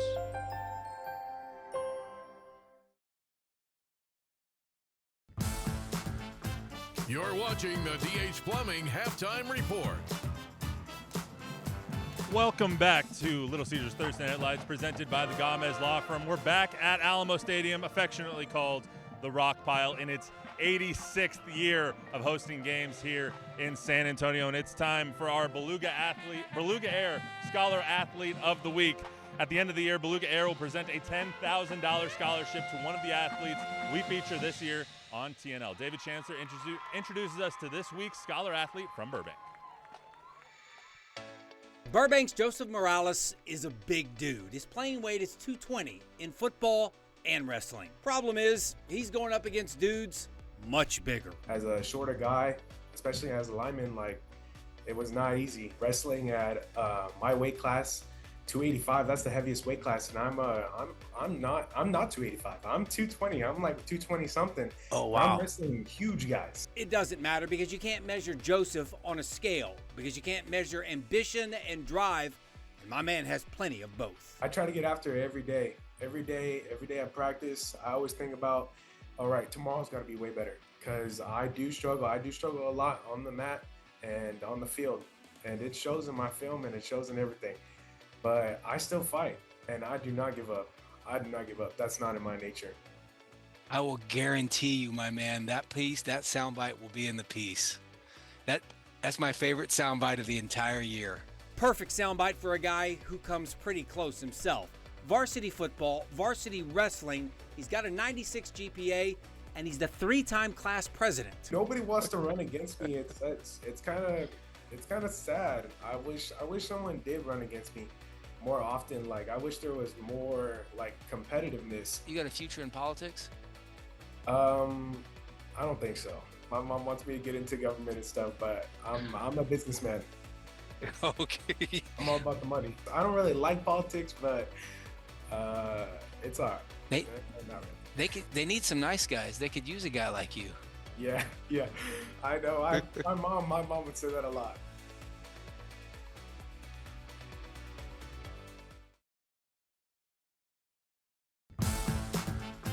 You're watching the DH Plumbing Halftime Report. Welcome back to Little Caesars Thursday Night Lights, presented by the Gomez Law Firm. I feel robbed. They just stopped Taylor Swift's Shake It Off right before we came on air. I was going to dance and everything. You guys really missed out. But you're not going to miss out on the Sam Houston Marching Band. They're about to come onto the field. We did speak to their band director a little bit earlier this week. Take a listen. Okay, my name is Adam. I'm the director of band at Sam Houston, and this is my 29th year in education. It is a young band. Size was small. We're the Chihuahuas of bands this year. We only have 15 instruments. There's 8 percussion, 7 horns. I wish that was flipped, but you know we play with the cards, the deck of cards that are dealt to us.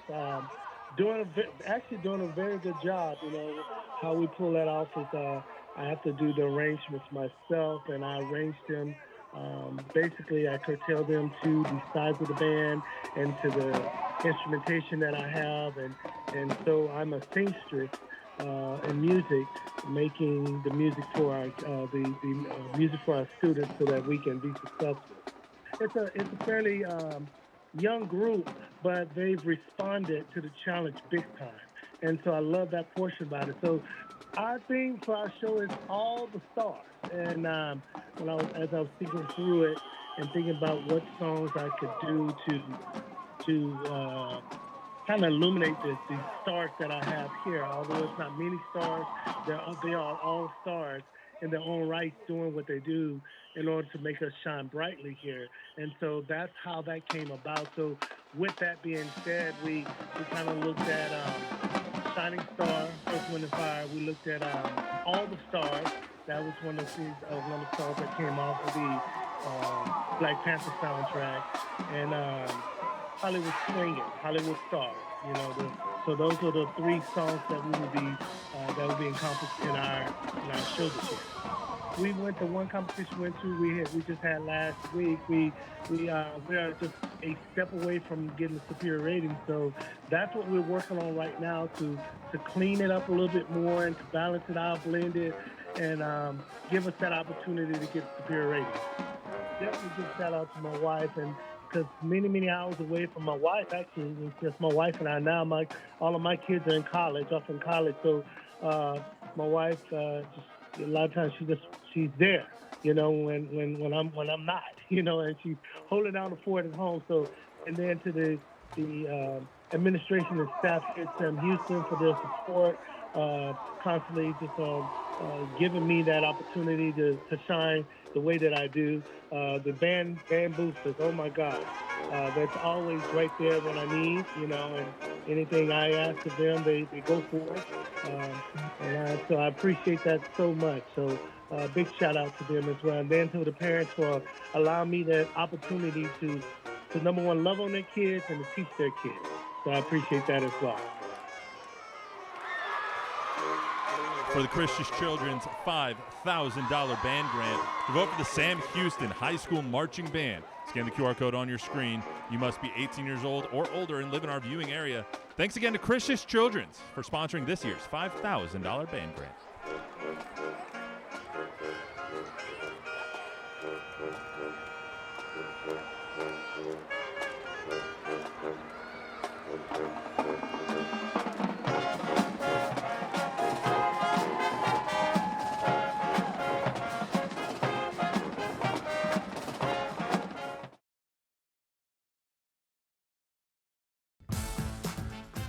You're watching the DH Plumbing Halftime Report. Welcome back. It's the DH Plumbing Halftime Show. Sam Houston over Burbank 27-7. How about that Hurricane Marching Band? We got ourselves a show tonight. That was fun to watch. Time to look at our first half highlights. Jermaine Carson got the scoring started down the sideline to make it 7-0, and Burbank matched it with Edward Rodriguez, and then Chuck, it became the Xavier Youngblood show. Yeah, doing it with his feet, doing it with his arm, and again, just electric on these RPOs. A late rip right there, and fooled the Burbank guys, and there's another 6 for the Canes, who are in control here in the first half. 27-7, third quarter action straight ahead.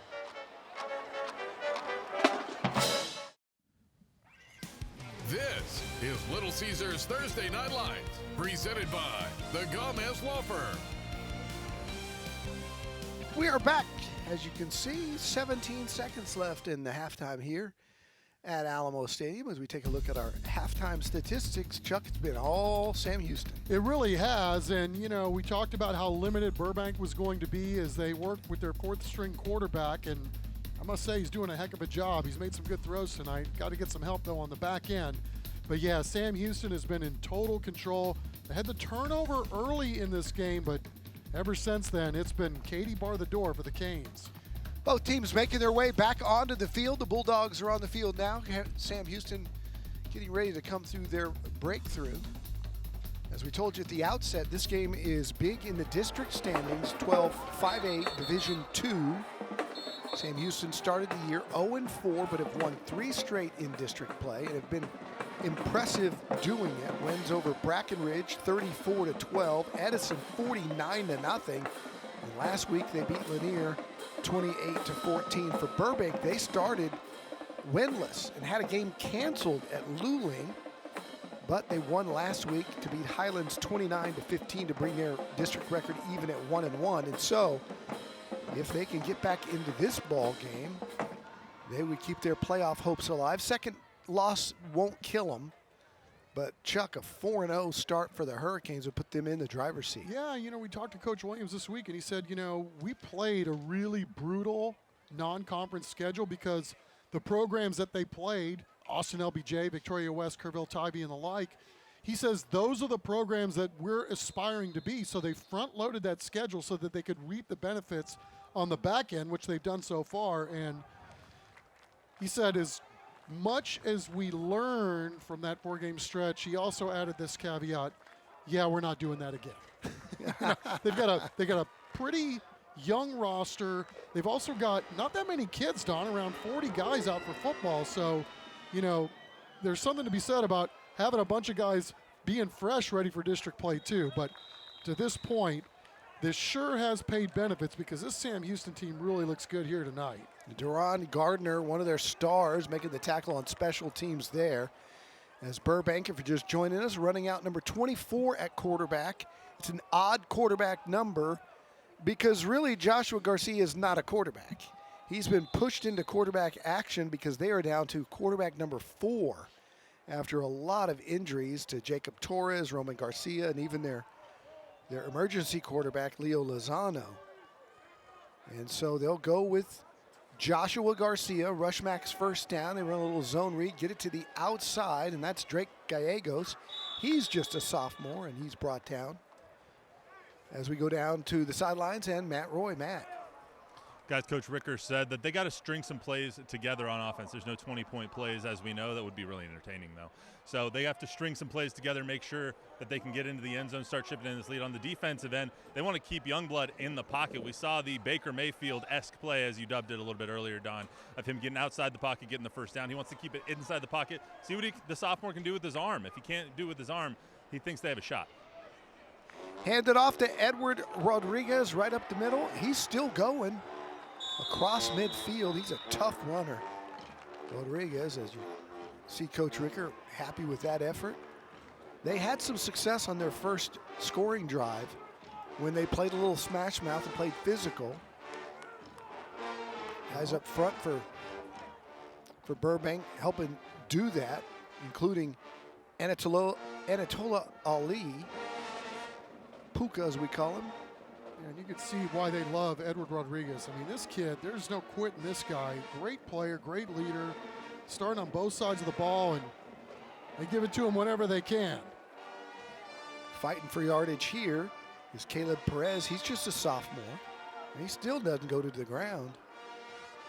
He's got a lot of fight in him. Yeah, like all these dogs. But, you got Joshua Garcia. The one thing I could say that really stands out to me, Don, we're talking about, this guy's a sophomore, but you wouldn't know it. His maturity level, 24, as, having to be thrown into the fire, so to speak, and he looks like he's in total control of what's going on, and there's a lot of poise there, and, they may have something here for the future, too, as they build forward. Rodriguez goes head over heels, does a forward roll for some yardage. We talk about this guy that does everything right. What a leader he is, what kind of a dude he is. And just how lucky Coach Ricker, you're coming into a new gig, head coach at Burbank, and you got to have guys like this, man, that are program buy-in with the new coach. And he says, man, I was just really lucky to have that guy. 2nd and 6 are going to throw it. Now keeping it is Garcia, and he just gets down. Smart play. He was being pursued there by big Aiden Ward. He's just a sophomore defensive end for Sam Houston. So a lot of sophomores, even some freshmen on the field here tonight. Look at this, though. I mean, just the poise. He went back, he dropped back, nice little shoulder fake, and then it wasn't there. He did it again. It still wasn't there, and it's like, okay, I got to tuck and go. But obviously he's been coached to get on the ground. They cannot lose another quarterback this year. Rodriguez in the backfield with him. Try to draw him off. Thought they did, and we have whistles. Looked like that was offsides on Sam Houston in the neutral zone.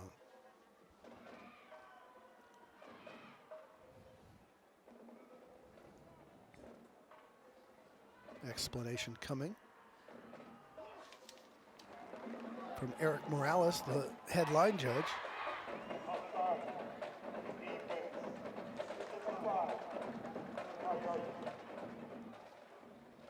It's going to tighten up this 3rd down play, that's for sure. It'll make it real close. 3rd down and 1. Bulldogs on the move inside the Sam Houston 30 now. And 2 down territory here. If they don't convert here, they can certainly go for it on 4th down, as long as it's not a negative play. They'll hand it off inside to Rodriguez. He breaks it. Still on his feet. Tough run for a new Rush Max 1st down. Cross the 25 and knocking on the door of the Absolute Power red zone. And Edward may have taken a little nick right there. He's asking to come out of the game, but there wasn't a whole lot there, was it? Look at, he just kind of creeps and crawls and then jams his way up there. But yeah, he took a little shot to the head, it looked like, and went to the ground kind of hard, man. That kid's had a heck of a workload here this evening for sure. So they'll put Leo Lozano in for him back there with Joshua Garcia on this Rush Max 1st down, and they hand it to Lozano, and he's got big yardage. Just keeps those legs grinding. And now on the near side, we got a little extracurricular that went on, but no flag. It might be a good time to talk about this Burbank offensive line, too, in this run game. You got Boagia, the senior at left tackle. That guy's an all-district 2nd teamer. Got your man Puka at 51 at guard on the left side. And then Morales, Salas, and Rosales. 55 is an all-district 2nd teamer. So big boys stepping up right here on this drive, and a great start to the 2nd half for these Bulldogs. Yep, running some clock, moving the chains. 2nd down and manageable. 4. Pump and go. Overshot his man. Is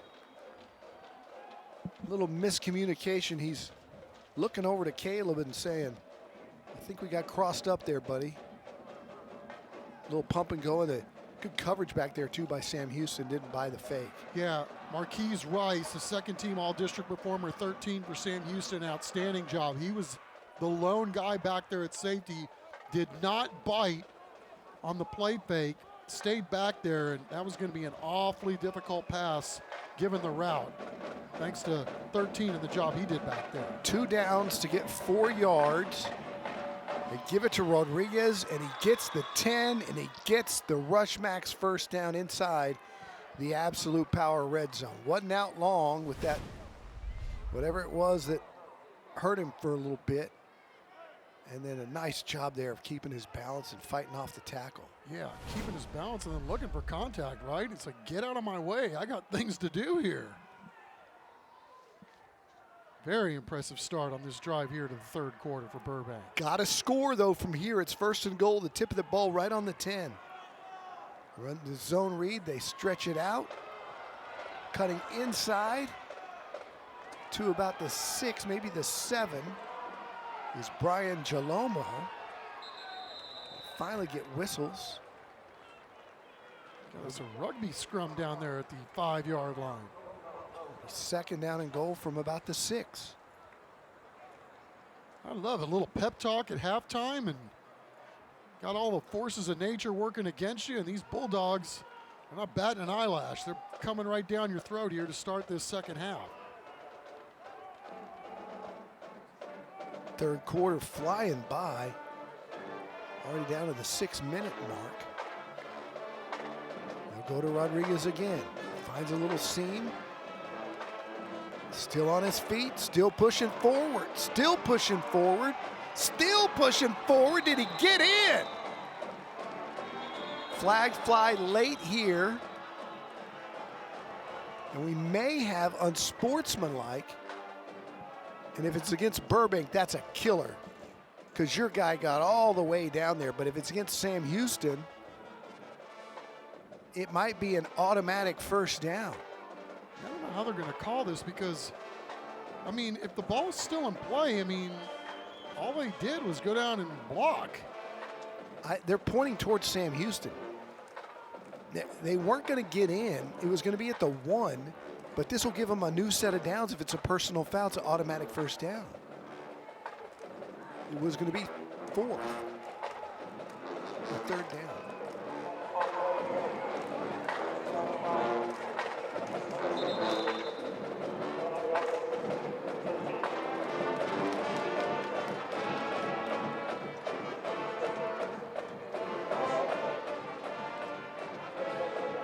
So it's against both. It's offset. So where do they mark it? It'll be 3rd down. And it looks like they're going to mark it at the 2. And after the play, there was a shove in the end zone. That draws 1. That draws 2. And then there's one there by Sam Houston. We couldn't, or we didn't have the benefit of having whether or not the whistle was blown or not. So again, I mean, if you got a rugby scrum and the ball is being advanced and there's no dead ball or whistles being blown, then hey man, it's football. Yep, I think they marked his knee down at the 2 because I thought the ball was close to the goal line. It's a timeout from Sam Houston. It's 3rd and goal for Burbank when we come back. Welcome back, 3rd and goal. To the 1. Touchdown, Burbank. Leo Lozano bulls his way in, and what an opening drive to this second half by the Bulldogs, showing a lot of fight. Coach Mitchell Ricker told us this week, look, my guys, they're going to fight all year long. And sure enough, they came out here after being down 27-7 and just march it right down the field for the score. Christian Sandoval Martinez, a sophomore, on to kick the extra point. And it's up and good. 2-touchdown game. Actually less than that because we had a missed PAT from Sam Houston earlier in the game. The Hurricanes will have it when we come back.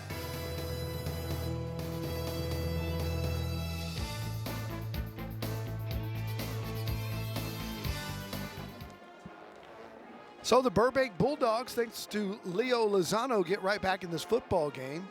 Lozano with the 4 carries, 37 yards, and that touchdown that capped off that opening drive here for Burbank in the second half. They do a little pooch here. I don't think they were trying to get recovering onside, but they were trying to make it difficult for Sam Houston to handle.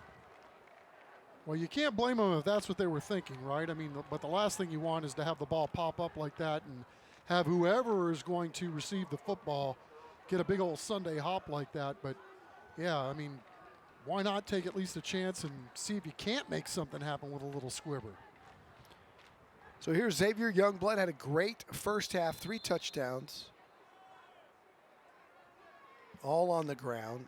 Showed a lot of poise in leading this Hurricane offense, and they come out with now a 13-point lead, and it's a Rush Max first down.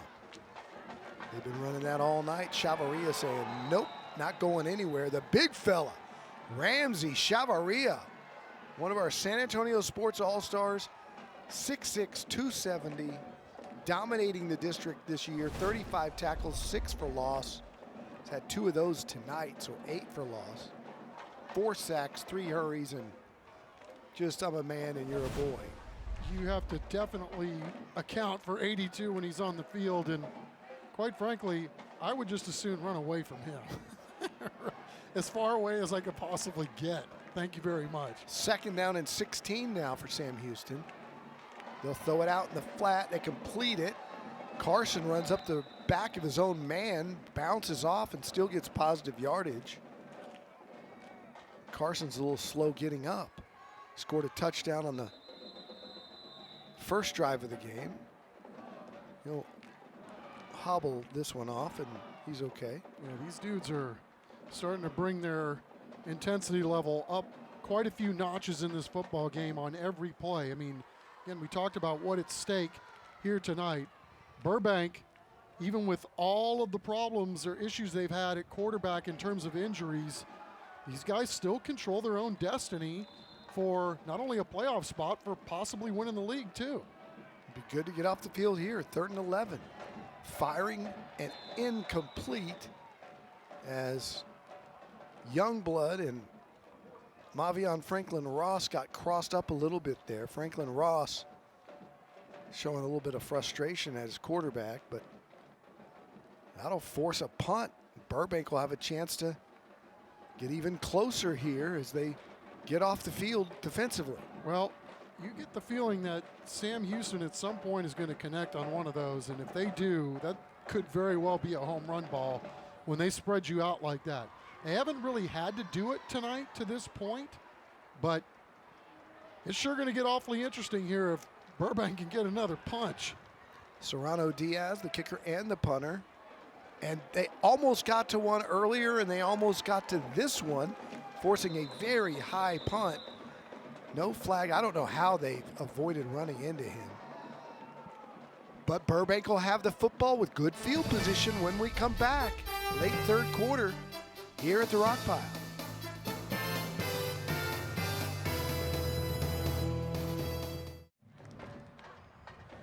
Back here at the Rock Pile for Thursday Night Lights. Burbank trying to make this a 1-score game. Funny story for you guys at halftime. So this is like a Santa Claus situation. I'm sorry to everyone who thinks this is the real Caesar, but there is a man inside the Caesar costume. He is a former Burbank Bulldog football player. So he was standing over there by the Burbank locker room at halftime, and one of the players comes up to him and says, "We're going to score for you." Guess what they did? They went out and scored the football. So you can really thank Caesar for making this a 2-score game, and now they might go score for Caesar again, guys. It's a pizza. It's a pizza. What we're finding out tonight is, wait a second, the mascot, Caesar, is a homer? Yeah. I thought he was supposed to be impartial. Like, this is Thursday Night Lights for 2 teams. I don't know, man. I hope it doesn't cost him his job. Oh, hello. Oh, another little shove after the fact, and they catch him. A little frustration showing there by the Hurricanes. That'll be 15 yards. You're getting a little chippy. Automatic 1st down. That's way after the play, and just kind of a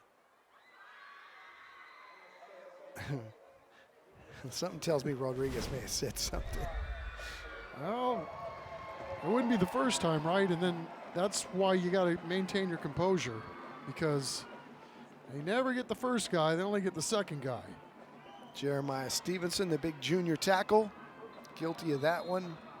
So don't look now, but the Burbank Bulldogs are threatening. 25-yard line here of Sam Houston. Late 3rd quarter. And they only trail by 13. We got a long way to go in this one. Josh Garcia's done a nice job managing this offense. A little reverse. Not going anywhere. Sam Houston didn't buy it. As Caleb Perez goes down. I like the thought, because they might be keying on Edward Rodriguez, and they handed him the ball, but Sam Houston stayed home, and it's a loss of 3. Yeah, he did a really good job of just kind of reading what was right in front of him, and you can't blame the Bulldogs. Are trying to mix it up a little bit, but that proved to be not the right call at the right time, and it's going to put them behind the sticks. 2nd and 13 now. It's Rodriguez up the middle for about 3. Of course, he never goes down. And that gives us time to tell you that during the 4th quarter of tonight's game, we'll be highlighting the school bus stop of the game. You know, it's the law in every state that requires drivers to always stop for the school bus when the stop arm is out and the lights are flashing. That's coming up. Got an injured Hurricane down. Looks like it just cramps. We're back in 15 seconds. At Brazilian Top Team San Antonio, our kids and teen classes build more than strength. From anti-bullying to mental resilience, your child becomes part of a community that lifts them up. Sign up today for a free trial class at bttsa.com. So they attend to the injured Hurricane down there, still down. We'll take a break, come back, 3rd and 10.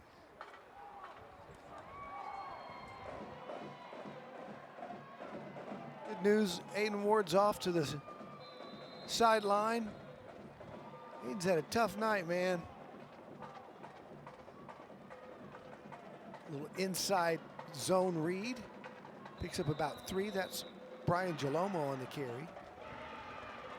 I think Wright dislocated his fingers earlier in the game. Taped him up, toughed it out, got back on the field, and I think he's dealing with some cramps. You know, a lot of these guys, you know, talk about so many of these players, both teams, playing on both sides of the ball. And we're up here in a booth with a nice cool temperature up here, and everything's great. We're hydrating, and these guys are running around down on a football field playing a 3-hour football game. Big play here, 4th and 7. And thrown in between his 2 intended receivers.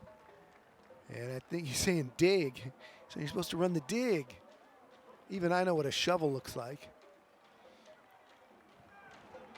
And that cost him the series. Just some miscommunication there as Garcia was expecting Brian Jalomo to run the dig and ended up throwing it short. Yeah, it was fascinating talking to Coach Ricker this week. We got some intel that they had a quarterback hurt. So we had to ask him because he didn't necessarily offer that up. He certainly didn't offer it up as an excuse. But when we were talking about his quarterback, Joshua Garcia, I mean, he's like, no, we're fully confident in this guy and what we've seen so far. And as you see Sam Houston bust off a nice run, but he was just really complimentary for how quickly Joshua Garcia has kind of picked things up and how he dealt with being thrown into the fire last week with limited reps. He's had a really nice night playing quarterback. That's a really nice run by 27. We've seen that a time or two tonight for sure from that young guy. Yeah, when I asked him, I said, is this your backup? He said, you can say that. He's wearing number 24, right? And I said, yeah. He goes, that's not a quarterback number, right? And I said, yeah. He goes, yep. We lost our backup and our backup and our emergency. But he did say that he's got full confidence in this sophomore, and he's done a nice job. All right, 100%. Right, I mean, if you'd go to any program in town and tell them that they were on their 4th signal caller, I mean, again, it's the poise. He doesn't look like he's getting his first varsity reps at that spot. Not with the way he's played. I mean, simply knowing the offense is absolutely a miracle, you would think, on a lot of levels. Under a minute now in the 3rd. Sam Houston protecting a 13-point lead. It's a Rush Max first down for Xavier Youngblood. He keeps it himself right up the middle. He's had a lot of success. He's still on his feet. Not for long, as that will go for negative yardage, as Burbank was finally able to bring him down. And Burbank bringing the full Monty on that one.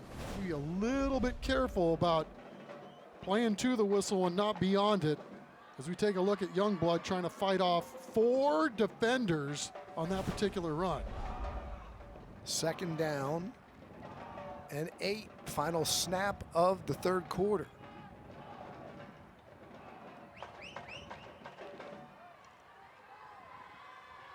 He'll keep again. Youngblood looking for the sidelines.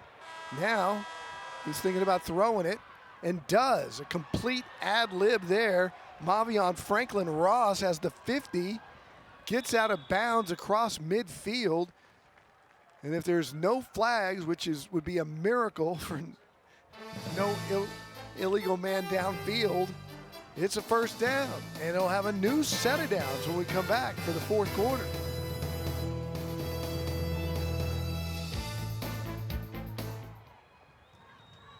Welcome back. Line of scrimmage was the 38. He's right at the 38 there. Maybe crossed it. And then threw it. Kind of got away with one there. Perhaps, right? I thought, well, if that was the case, then surely the Burbank sideline, which had happened right in front of them, they'd be going a little wild over there, but nobody seemed to be saying anything, so just give them the benefit of the doubt there, and certainly the referees as well. It's Sam Houston on the next play, which we just were not able to see, picked up a nice little play on first down there for 9 yards on a run, and now more. Fires out there. Chavarria just dealing a blow at the end of that play. That might be a collision nominee. It's going to move the sticks. It's going to be Omega Furniture first down for Franklin Ross. But man, did Chavarria come in there at the end of that and clean it up. Yeah, giving new meaning to the word hit from behind, right? I mean, if you're going to get hit by this guy, you're definitely going to know about it. Mercy. So Mega Furniture first down for the Hurricanes. Put this away with another touchdown, perhaps. Inside handoff, running it right at Chavarria, who makes the tackle. That's DeAndre Thomas. As you take a look at our Monarch trophies, they'll go to the champs tonight. 210-344-3777, the number to call, or mtsawards.com for all your trophy needs. You got a Little League baseball team, football team, flag football, anything you need, or a business.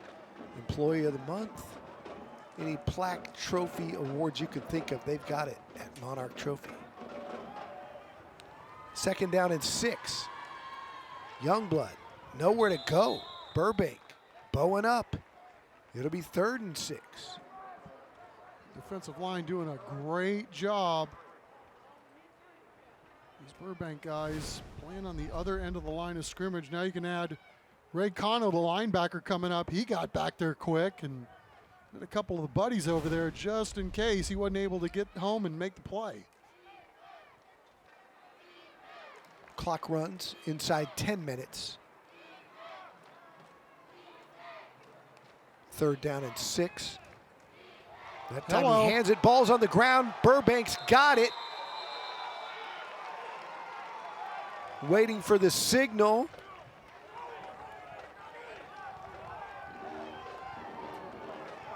And it's their football.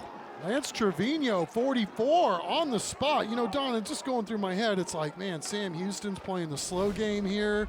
Death by 1,000 razor cuts, getting 3-4 yards on the ground, little chunk plays here and there, but really doing a number on the clock. But right there, they didn't do enough to secure the football. The RPO did not work out well, and Burbank comes up with their second turnover on the night on defense.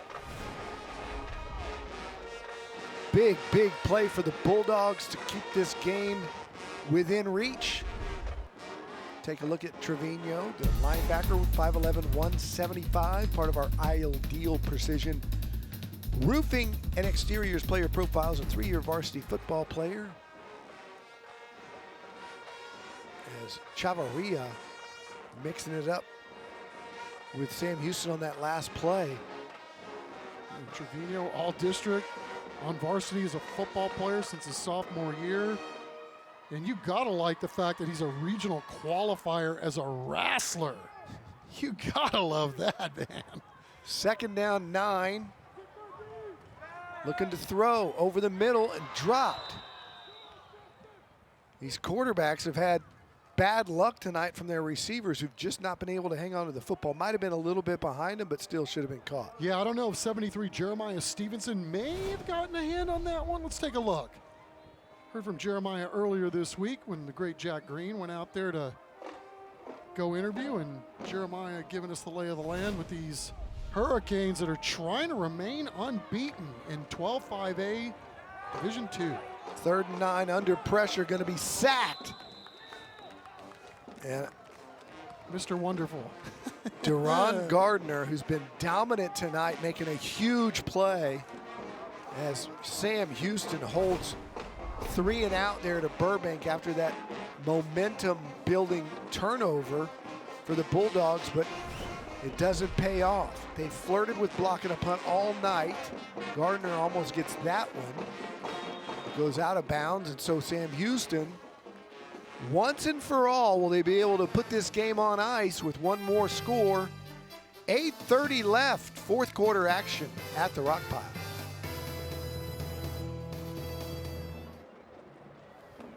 .8:30 to play. Youngblood hands it inside, breaking it across the middle.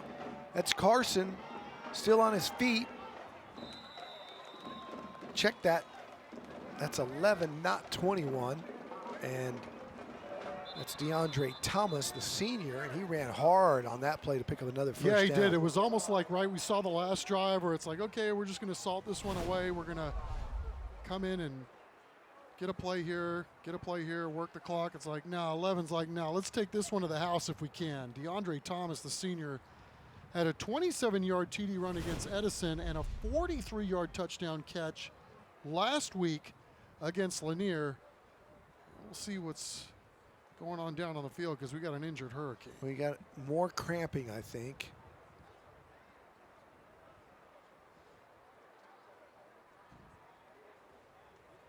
As they are attending to, trying to figure out who that is. That's a very common trainer's yeah, I think that's action Marion Franks when or Sincere Brown. I can't see if it's 50 or 60, but either way, those guys, both of those fellas have had a really outstanding ball game tonight. We talk about their offensive line a little bit. I mean, you got a Roscoe, who's a 3-year starter at center, and then Carpenter's the team captain over there on the right side, just a sophomore. Guy voted by his teammates to be a captain as a sophomore right tackle, and then Pete Ramirez over on the left side. So it is indeed 60, Zamarion Franks. You look at that kid before the game, Don. It was one of those guys you go, do you play for the Hurricanes or the Green Bay Packers, man? That's a big dude. Get that kid some pickle juice. Oh, I feel you, brother. I feel you. Been there. It feels like somebody's unzipped your calf and is stuffing like a baseball inside of it. Yeah, you had a few of those in the middle of the night. Oh, you yeah. have to leap out of bed. And, oh, yeah. And then you put all your weight down and you still can't get your heel to hit the ground. Been there. Yeah. This one's going nowhere. Chavarria bowing up. That young man is playing angry here in the 4th quarter. Dominant all night. Yeah, he's been playing angry all night, probably since birth. I mean, this dude is a legit dude. Get down. What was the line from Fast Time at Ridgemont High? Washington? Jefferson. Jefferson, tackle. Jefferson. Jefferson. Chavarria. Chavarria dominating out here tonight. Big nasty.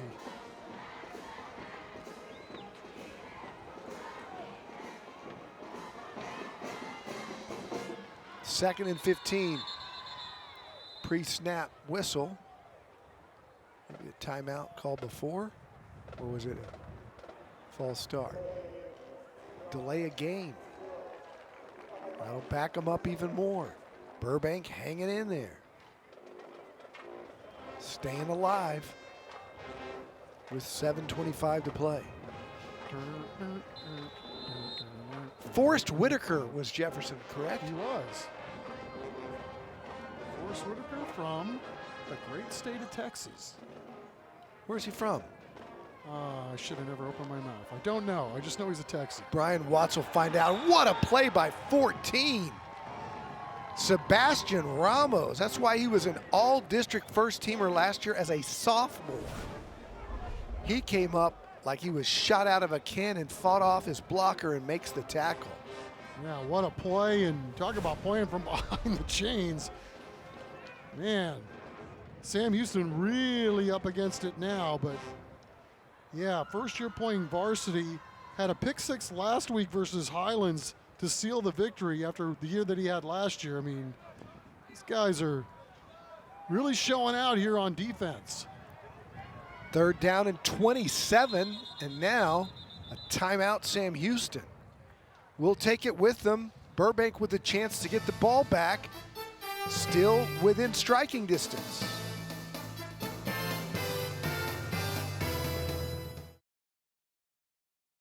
This is the school bus stop of the game. Always remember to stop when the school bus arm is out. Here it is, the school bus stop of the game.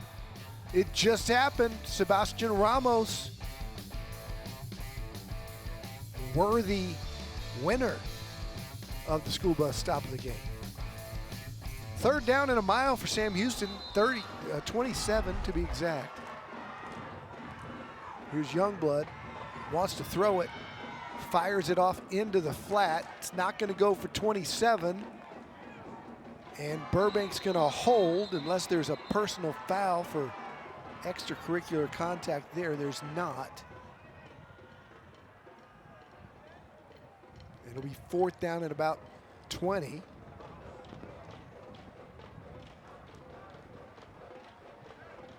And at this point on the field, it'll be interesting to see what Sam Houston wants to do.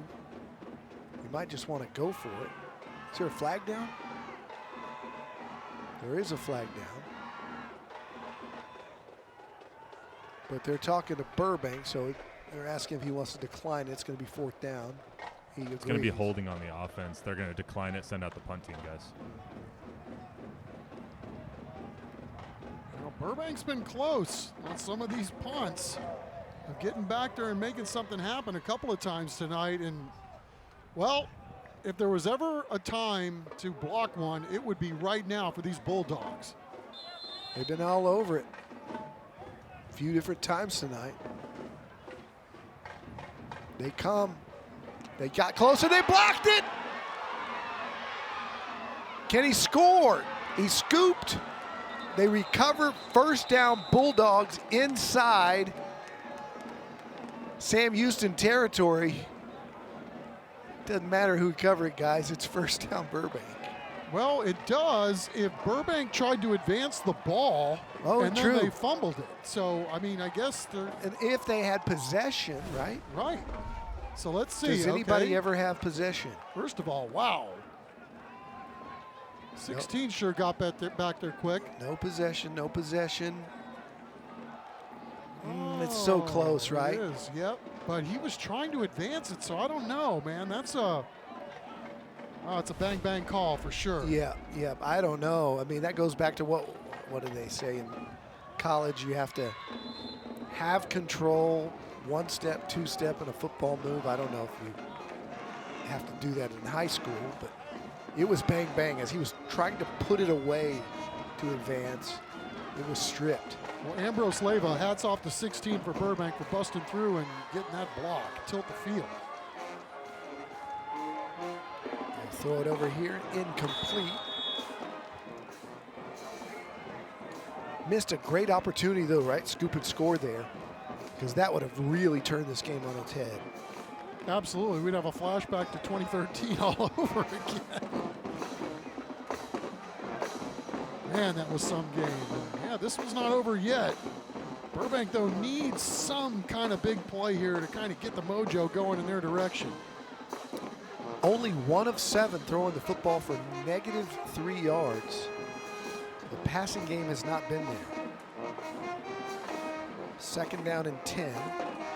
They'll try to throw it again under pressure and sacked. A huge play by Gardner. Well, he's a track guy on top of everything else that he's doing, and a 3.78 guy in the classroom, but really showing off the track skills on that one as he just came free. And mercy, did Joshua Garcia take a lick at the bottom of this one. Ooh, his head on the back of the turf. Yeah, you got to be a little concerned for him. Never want to see the head bang off the turf like that. And he's off on the sideline. Hope he's okay. They bring in their 5th quarterback, and he completes it. Huge, huge gain. Is that Jacob Torres, the freshman? 80? It is. He took a snap earlier in the first half. So he knows what he's doing. How about Jacob Torres coming in cold and just delivering a smoke shot there? Well done, dude. Gives him a chance here on 4th and long.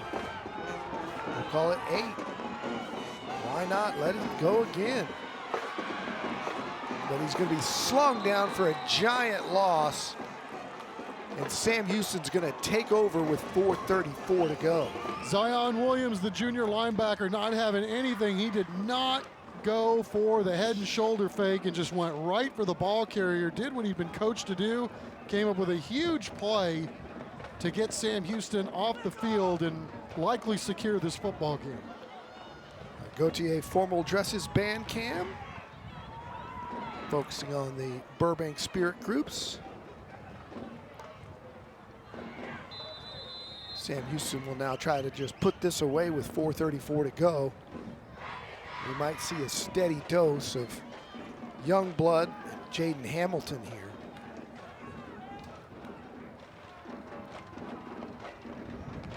And of course the zone read action that they run. DeAndre Thomas has the outside, cuts it back inside. He's still on his feet to the 25-yard line. That'll move the chains for another Mega Furniture first down. They'll stop the clock shortly. And then the right play at the right time there, Don. Now they're going to do the little run blitz and going to block it up real nice and then let one of our athletes make a play downfield. Really well executed by Sam Houston. They like those those jet sweeps.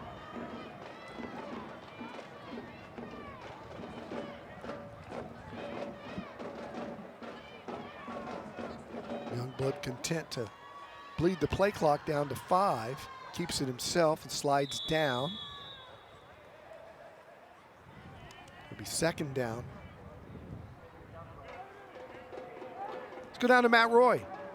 All right, guys, as we wind down on this seemingly hurricane win here, point of personal privilege, as some might have heard Don earlier say that this is my final broadcast. It is my final broadcast, so I want to send some thank yous out. Thanks to Don, Chuck, and of course, Chris Kotfis, the incomparable Chris Kotfis, for letting me do this the last few years, and a special shout out to Bryce, the cameraman behind the camera, who is the man that makes me look good out here every week. I'm trying not to take up time while the plays are going on, but one quick story. My wife Jordan was going through the pharmacy when I was sick as we had a touchdown. Only when I talk is there touchdowns, guys. I'm telling you. Go ahead and call it. I'll finish in a second. No, it's okay. No, we're Franklin good, yeah. Ross putting it away. Go ahead, Matt. All right. So my wife was going through the pharmacy 2 years ago, last year, something like that, when I was sick. And the pharmacist comes up and he's like, Matt Roy, is this for TNL's Matt Roy? And she was like, yeah. He's like, he needs to get better. He needs to go out there. It made me realize how important the job that we all do is, showcasing these kids and showing the schools that really matter to this community. It's been a special thing to be a part of, and it's something that I'll remember the whole rest of my life, guys. I'm happy to be a part of this crew. Well, Matt, you gave us a little bit of football credibility being a college football player and answering the questions that me and Chuck didn't have the answers to when it came to rules and certain aspects of the X's and O's. And for those of you who watch News 4 and Fox San Antonio, see Matt as a news reporter and a sports anchor, and he's excelled at both. I don't know that anybody... Don't forget a podcaster. And a podcaster. And a podcast, yeah. The Sneakers and Cleats podcaster. But I don't know that anybody in San Antonio, newspaper, radio, television, did a better job on the Uvalde tragedy coverage than Matt and his wife Jordan did for us.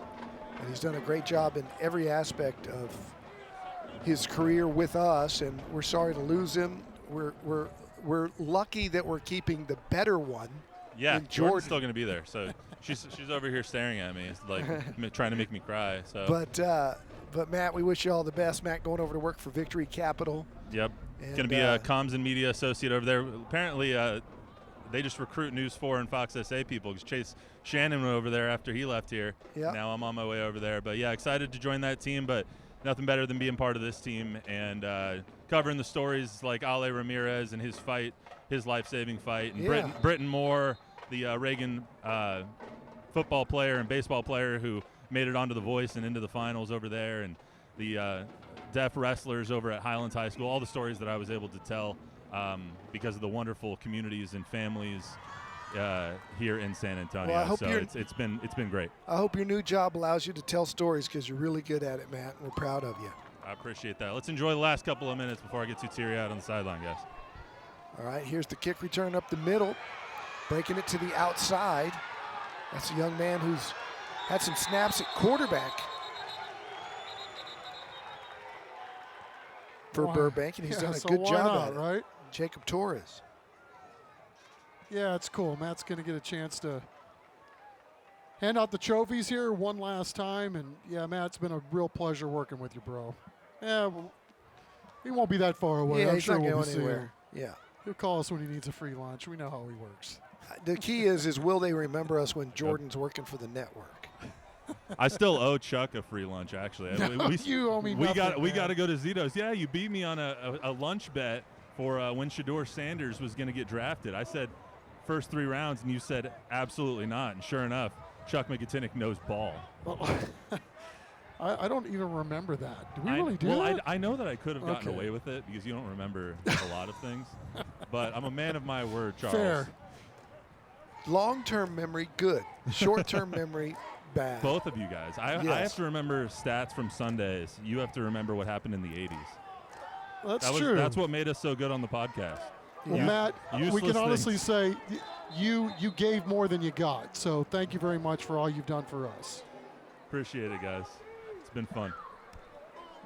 2:44 to play here. Sam Houston putting it away on that last touchdown. And they'll go to 4-0 in district play. Burbank will fall to 1-2. Mega Furniture first down. And another incompletion for Burbank, who's had a hard time throwing the football. Hey, Chuck, the uniform czar just walked into the booth. Whoa, it's always nice to have him, especially when we're winding down a ball game here with 2:38 left to go. Chuck, I think you're going to agree with me here. And this is never easy to do, right? Because most of the time we pretty much like the uniforms. Mm-hmm. I've got some criticisms tonight. I like the Sam Houston Hurricane helmet logo, and I like their pants. Green is a very hard color to pull off. I know I'm a mean green eagle. North Texas did it well last week by wearing black with just green accents. That's a close to the Miami Hurricane look, but I just think, and I'll always stand by this, and I've said this before, I think green and orange is a little tough on the eyes. It's not my favorite color combination. But that said, they're doing a good job with the uniform despite the colors. Burbank, on the other hand, my criticism of Burbank, and I like the pants, I like the jerseys. That's fine. That gigantic Boston Red Sox B is two things. It's way too big. And second of all, because of these new helmets that have the holes in them, they have to tilt the B at a weird angle instead of playing it straight up. Now look at that. The one guy's got it a little more straight up than the quarterback who's had it tilted. But you have to tilt it so that it can stick to the helmet and avoid the hole. Otherwise the sticker will just go into the hole. So they move it. But that can all be fixed with a much smaller B. Yeah, I think the uniforms woke up on the wrong side of the bed this morning. I'm sorry. I hate to do this, but I just I call it like I see it. So on the positive side, the Spurs' new statement jerseys are out. And they are a thing of beauty compared to what we had last year with that orange, brown, baby blue even. That was tough. Yeah. So anyway, I think you're going to like the new Spurs statement jerseys. But isn't it sort of like the baseball with the City Connect uniforms? Those two, almost to a team, are just, they're wretched. Like, why? Yeah. Just go with the classic, cool look. I know you got to sell jerseys so that one person owns 7 or 8 different kinds, but I told you last year, I went to Fenway for the first time. I was so happy to be going to Fenway. My wife and I had a great time. We're on the street outside the stadium before the game having a dog and drinking, a couple of brewskis, and get into the stadium, and I don't know what's happening. These are not the Boston Red Sox. And it was those bright yellow with baby blue. What were those? Yeah, I know what it's a bad look. And we can go down to the Boston They're the fan, City right? Connect ones. Yeah, I know. It was That's what so we're saying. bad. So, Matt, bail us out on that one because you're a Red Sox fan. What Honestly, do you think of those things? I don't know why they're yellow, but I know that they win a lot in those uniforms, and that's why they wear them so much. So. Well, for me, being at Fenway for the first and so far only time of my life, it completely ruined the experience. So, Don, I haven't asked you this in the almost 4 years that I've known you. When did you start going third-person uniforms are? Like, how long has this been going on? Why? It's like third person. Is it third person? person? You become someone else. The uniforms are. The uniforms are tweets, yes, in third person. When did that start? I think since the beginning of the uniforms are. When was that? Oh, I've been the uniforms are since college. Of course, I didn't have a platform. I would just say it to my buddies.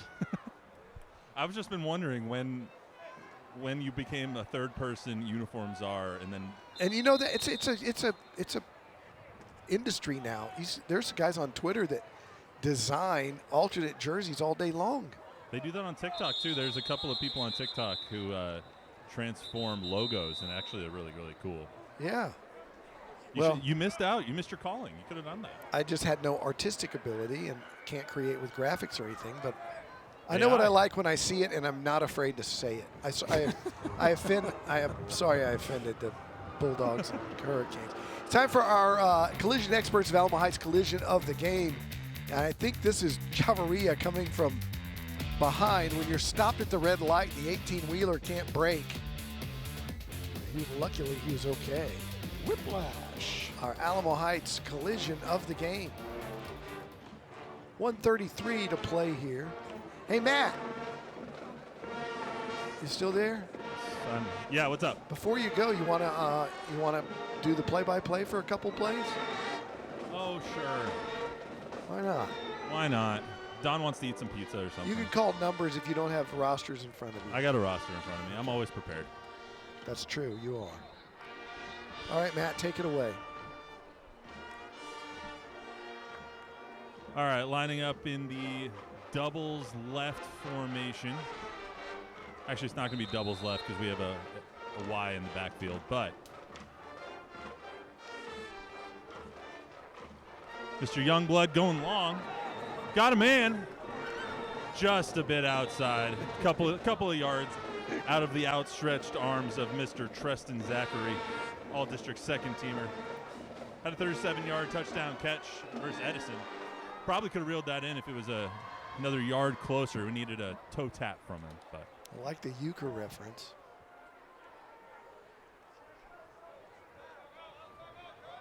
Not a timeout. He's just getting the play in here. Got to hurry. 15 seconds now on the play clock. 4th and 6. No reason not to go for it at this point. Minute 26. It is getting a little windy down here, guys. Texas flags, the SAISD flag, U.S. flag, all blowing pretty hard. So we got a tough run. He's got to put that ball away, though. Oh, right in front of me. He couldn't stay up. Just a nice tackle by number 36 over here. He was carrying I thought he might fumble that ball. He was carrying the ball really, really loose. Hey, Matt, hate to interrupt, but we got to take care of some housekeeping. It's time for our South Texas Family Medicine and Urgent Care play of the night. Why not Carson, the way this started? Took the little swing pass. I guess it's a run because it was a lateral. And off to the races goes Jermaine Carson. That is our play of the night. Sam Houston still wants to score here. Maybe point differential issues later down the line when you try to figure out a district champion. So all is fair. Yeah, and especially since you got Burbank's won the last 3 meetings, so this means something here tonight. Yep, that's going nowhere. Good play on the interior by Antaloa Ali. Big Puka. He's just a sophomore too. He's 6'2", 275. He was all-district second team last year as a freshman. Yeah, remember we had the game last year? We were walking around before the game. It's like, who is that guy? Why does he move so well? Yeah, he's just a freshman. Like, say what? Yeah, we'll be keeping an eye on that guy and his development over these next couple years for sure. Last play of the game. They're going to throw it to the end zone, and it's caught for a touchdown. Sam Houston gets on the board. 39-14, and I don't know if they'll go ahead and kick the extra point. And again, you could say, you know, I don't know, the sportsmanship there, but again, at the end of this district season, tiebreakers come into play, and sometimes point differentials come into play, so no harm, no foul. Yeah, both teams have been playing hard all night. I mean, it's football, right? You got Sam Houston guy running off the field here with a little leg injury. We're trying to get somebody to come onto the field. Need a kicker.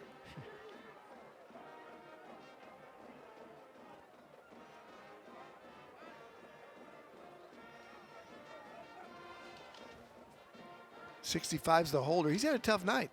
Dislocated busy, fingers. right? Yeah, dislocated fingers. He's had a cramp. Now he's got a hold. He's got a hold with some broken fingers, man. You see the tape on there. We're back in 15 seconds. At Brazilian Top Team San Antonio, our kids and teen classes build more than strength. From anti-bullying to mental resilience, your child becomes part of a community that lifts them up. Sign up today for a free trial class at bttsa.com. Now it's the last snap of the game. And it got over. There's your final, 40-14. Sam Houston over Burbank. The Hurricanes running their district record in 12 5A Division II to a perfect 4-0. They're looking to win that district championship.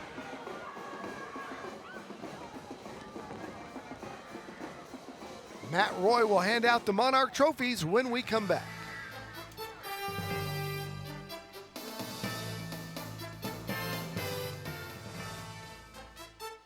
Tonight's broadcast of Thursday Night Lights is sponsored by Little Caesars, the Gomez Law Firm, Beluga Air, DH Plumbing, Rush Max, Mega Furniture, San Antonio Sports, Valero, Absolute Power Electrical Contractors, Christus Children's, Gautier Formal Dresses, The Good Feet Store, Collision Experts of Alamo Heights, South Texas Family Medicine and Urgent Care, TELUS Equipment, Ideal Precision Roofing, Brazilian Top Team, and Monarch Trophy Studio.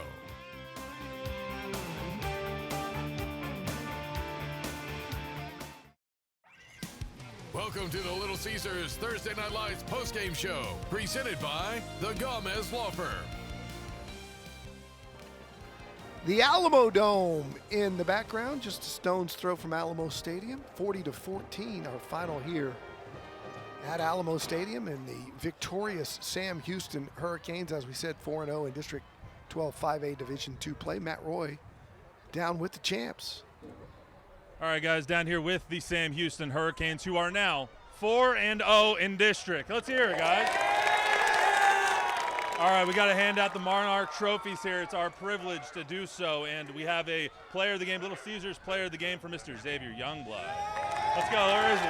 Where is he? Come up here. Come up here. It's our Little Caesars player of the game here for you. How'd you fit that under the helmet, man?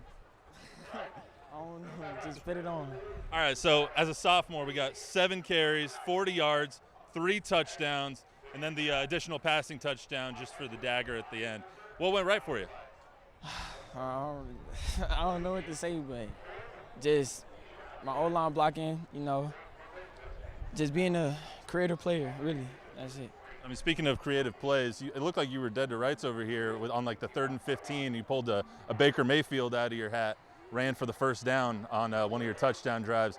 Is that just what you do? You make something out of nothing? Yes, sir. Yes, sir. Let them off, pointed the wide receiver out, they fell for it, and just got the first down.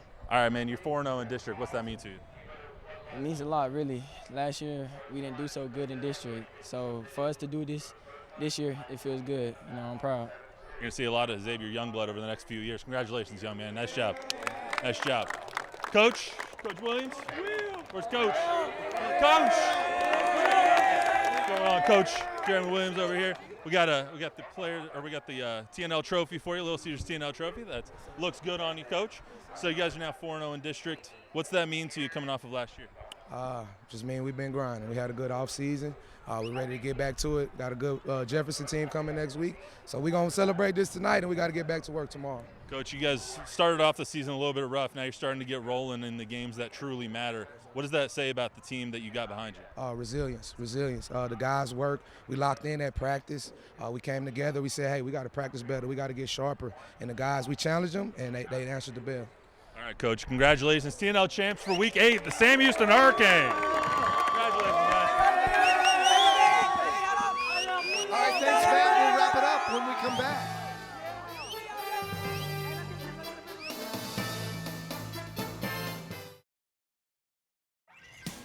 Welcome to the Little Caesars Thursday Night Lights postgame show, presented by the Gomez Law Firm. Welcome back. Our final here from Alamo Stadium. Sam Houston 40, Burbank 14. Time to take a look at our Little Caesars highlights. Carson got it started for the Hurricanes. Rodriguez answered for the Bulldogs. It was kind of a close game early, but then Chuck, this quarterback, our player of the game, Youngblood, really dominated this football game. Yeah, really good on the RPO stuff. And yeah, just when you were thinking Youngblood was a Rob Lowe hockey movie, nope, we got a young sophomore quarterback for Sam Houston who can not only run with the football, but throw it for touchdowns too. We are off next week. When we come back for week 9, Southwest and John Jay with playoff implications on the line. That's October 30th. After a week off next week on TNL, we'll see you there for Southwest and John Jay. The executive producer of Thursday Night Lights, the founder of it, Dean Radla. Our director, Brian Watts, his group of fantastic cameramen. I'd like to thank them. The producer of Thursday Night Lights is the incomparable Chris Coffitz. It's his show. We're just working in it. For Chuck McIntyre, Nick Funky Cole Medina, and for the last time, Matt Roy down on the sidelines. We love you, Matt. Appreciate you. We'll see you next time on Thursday Night Lights.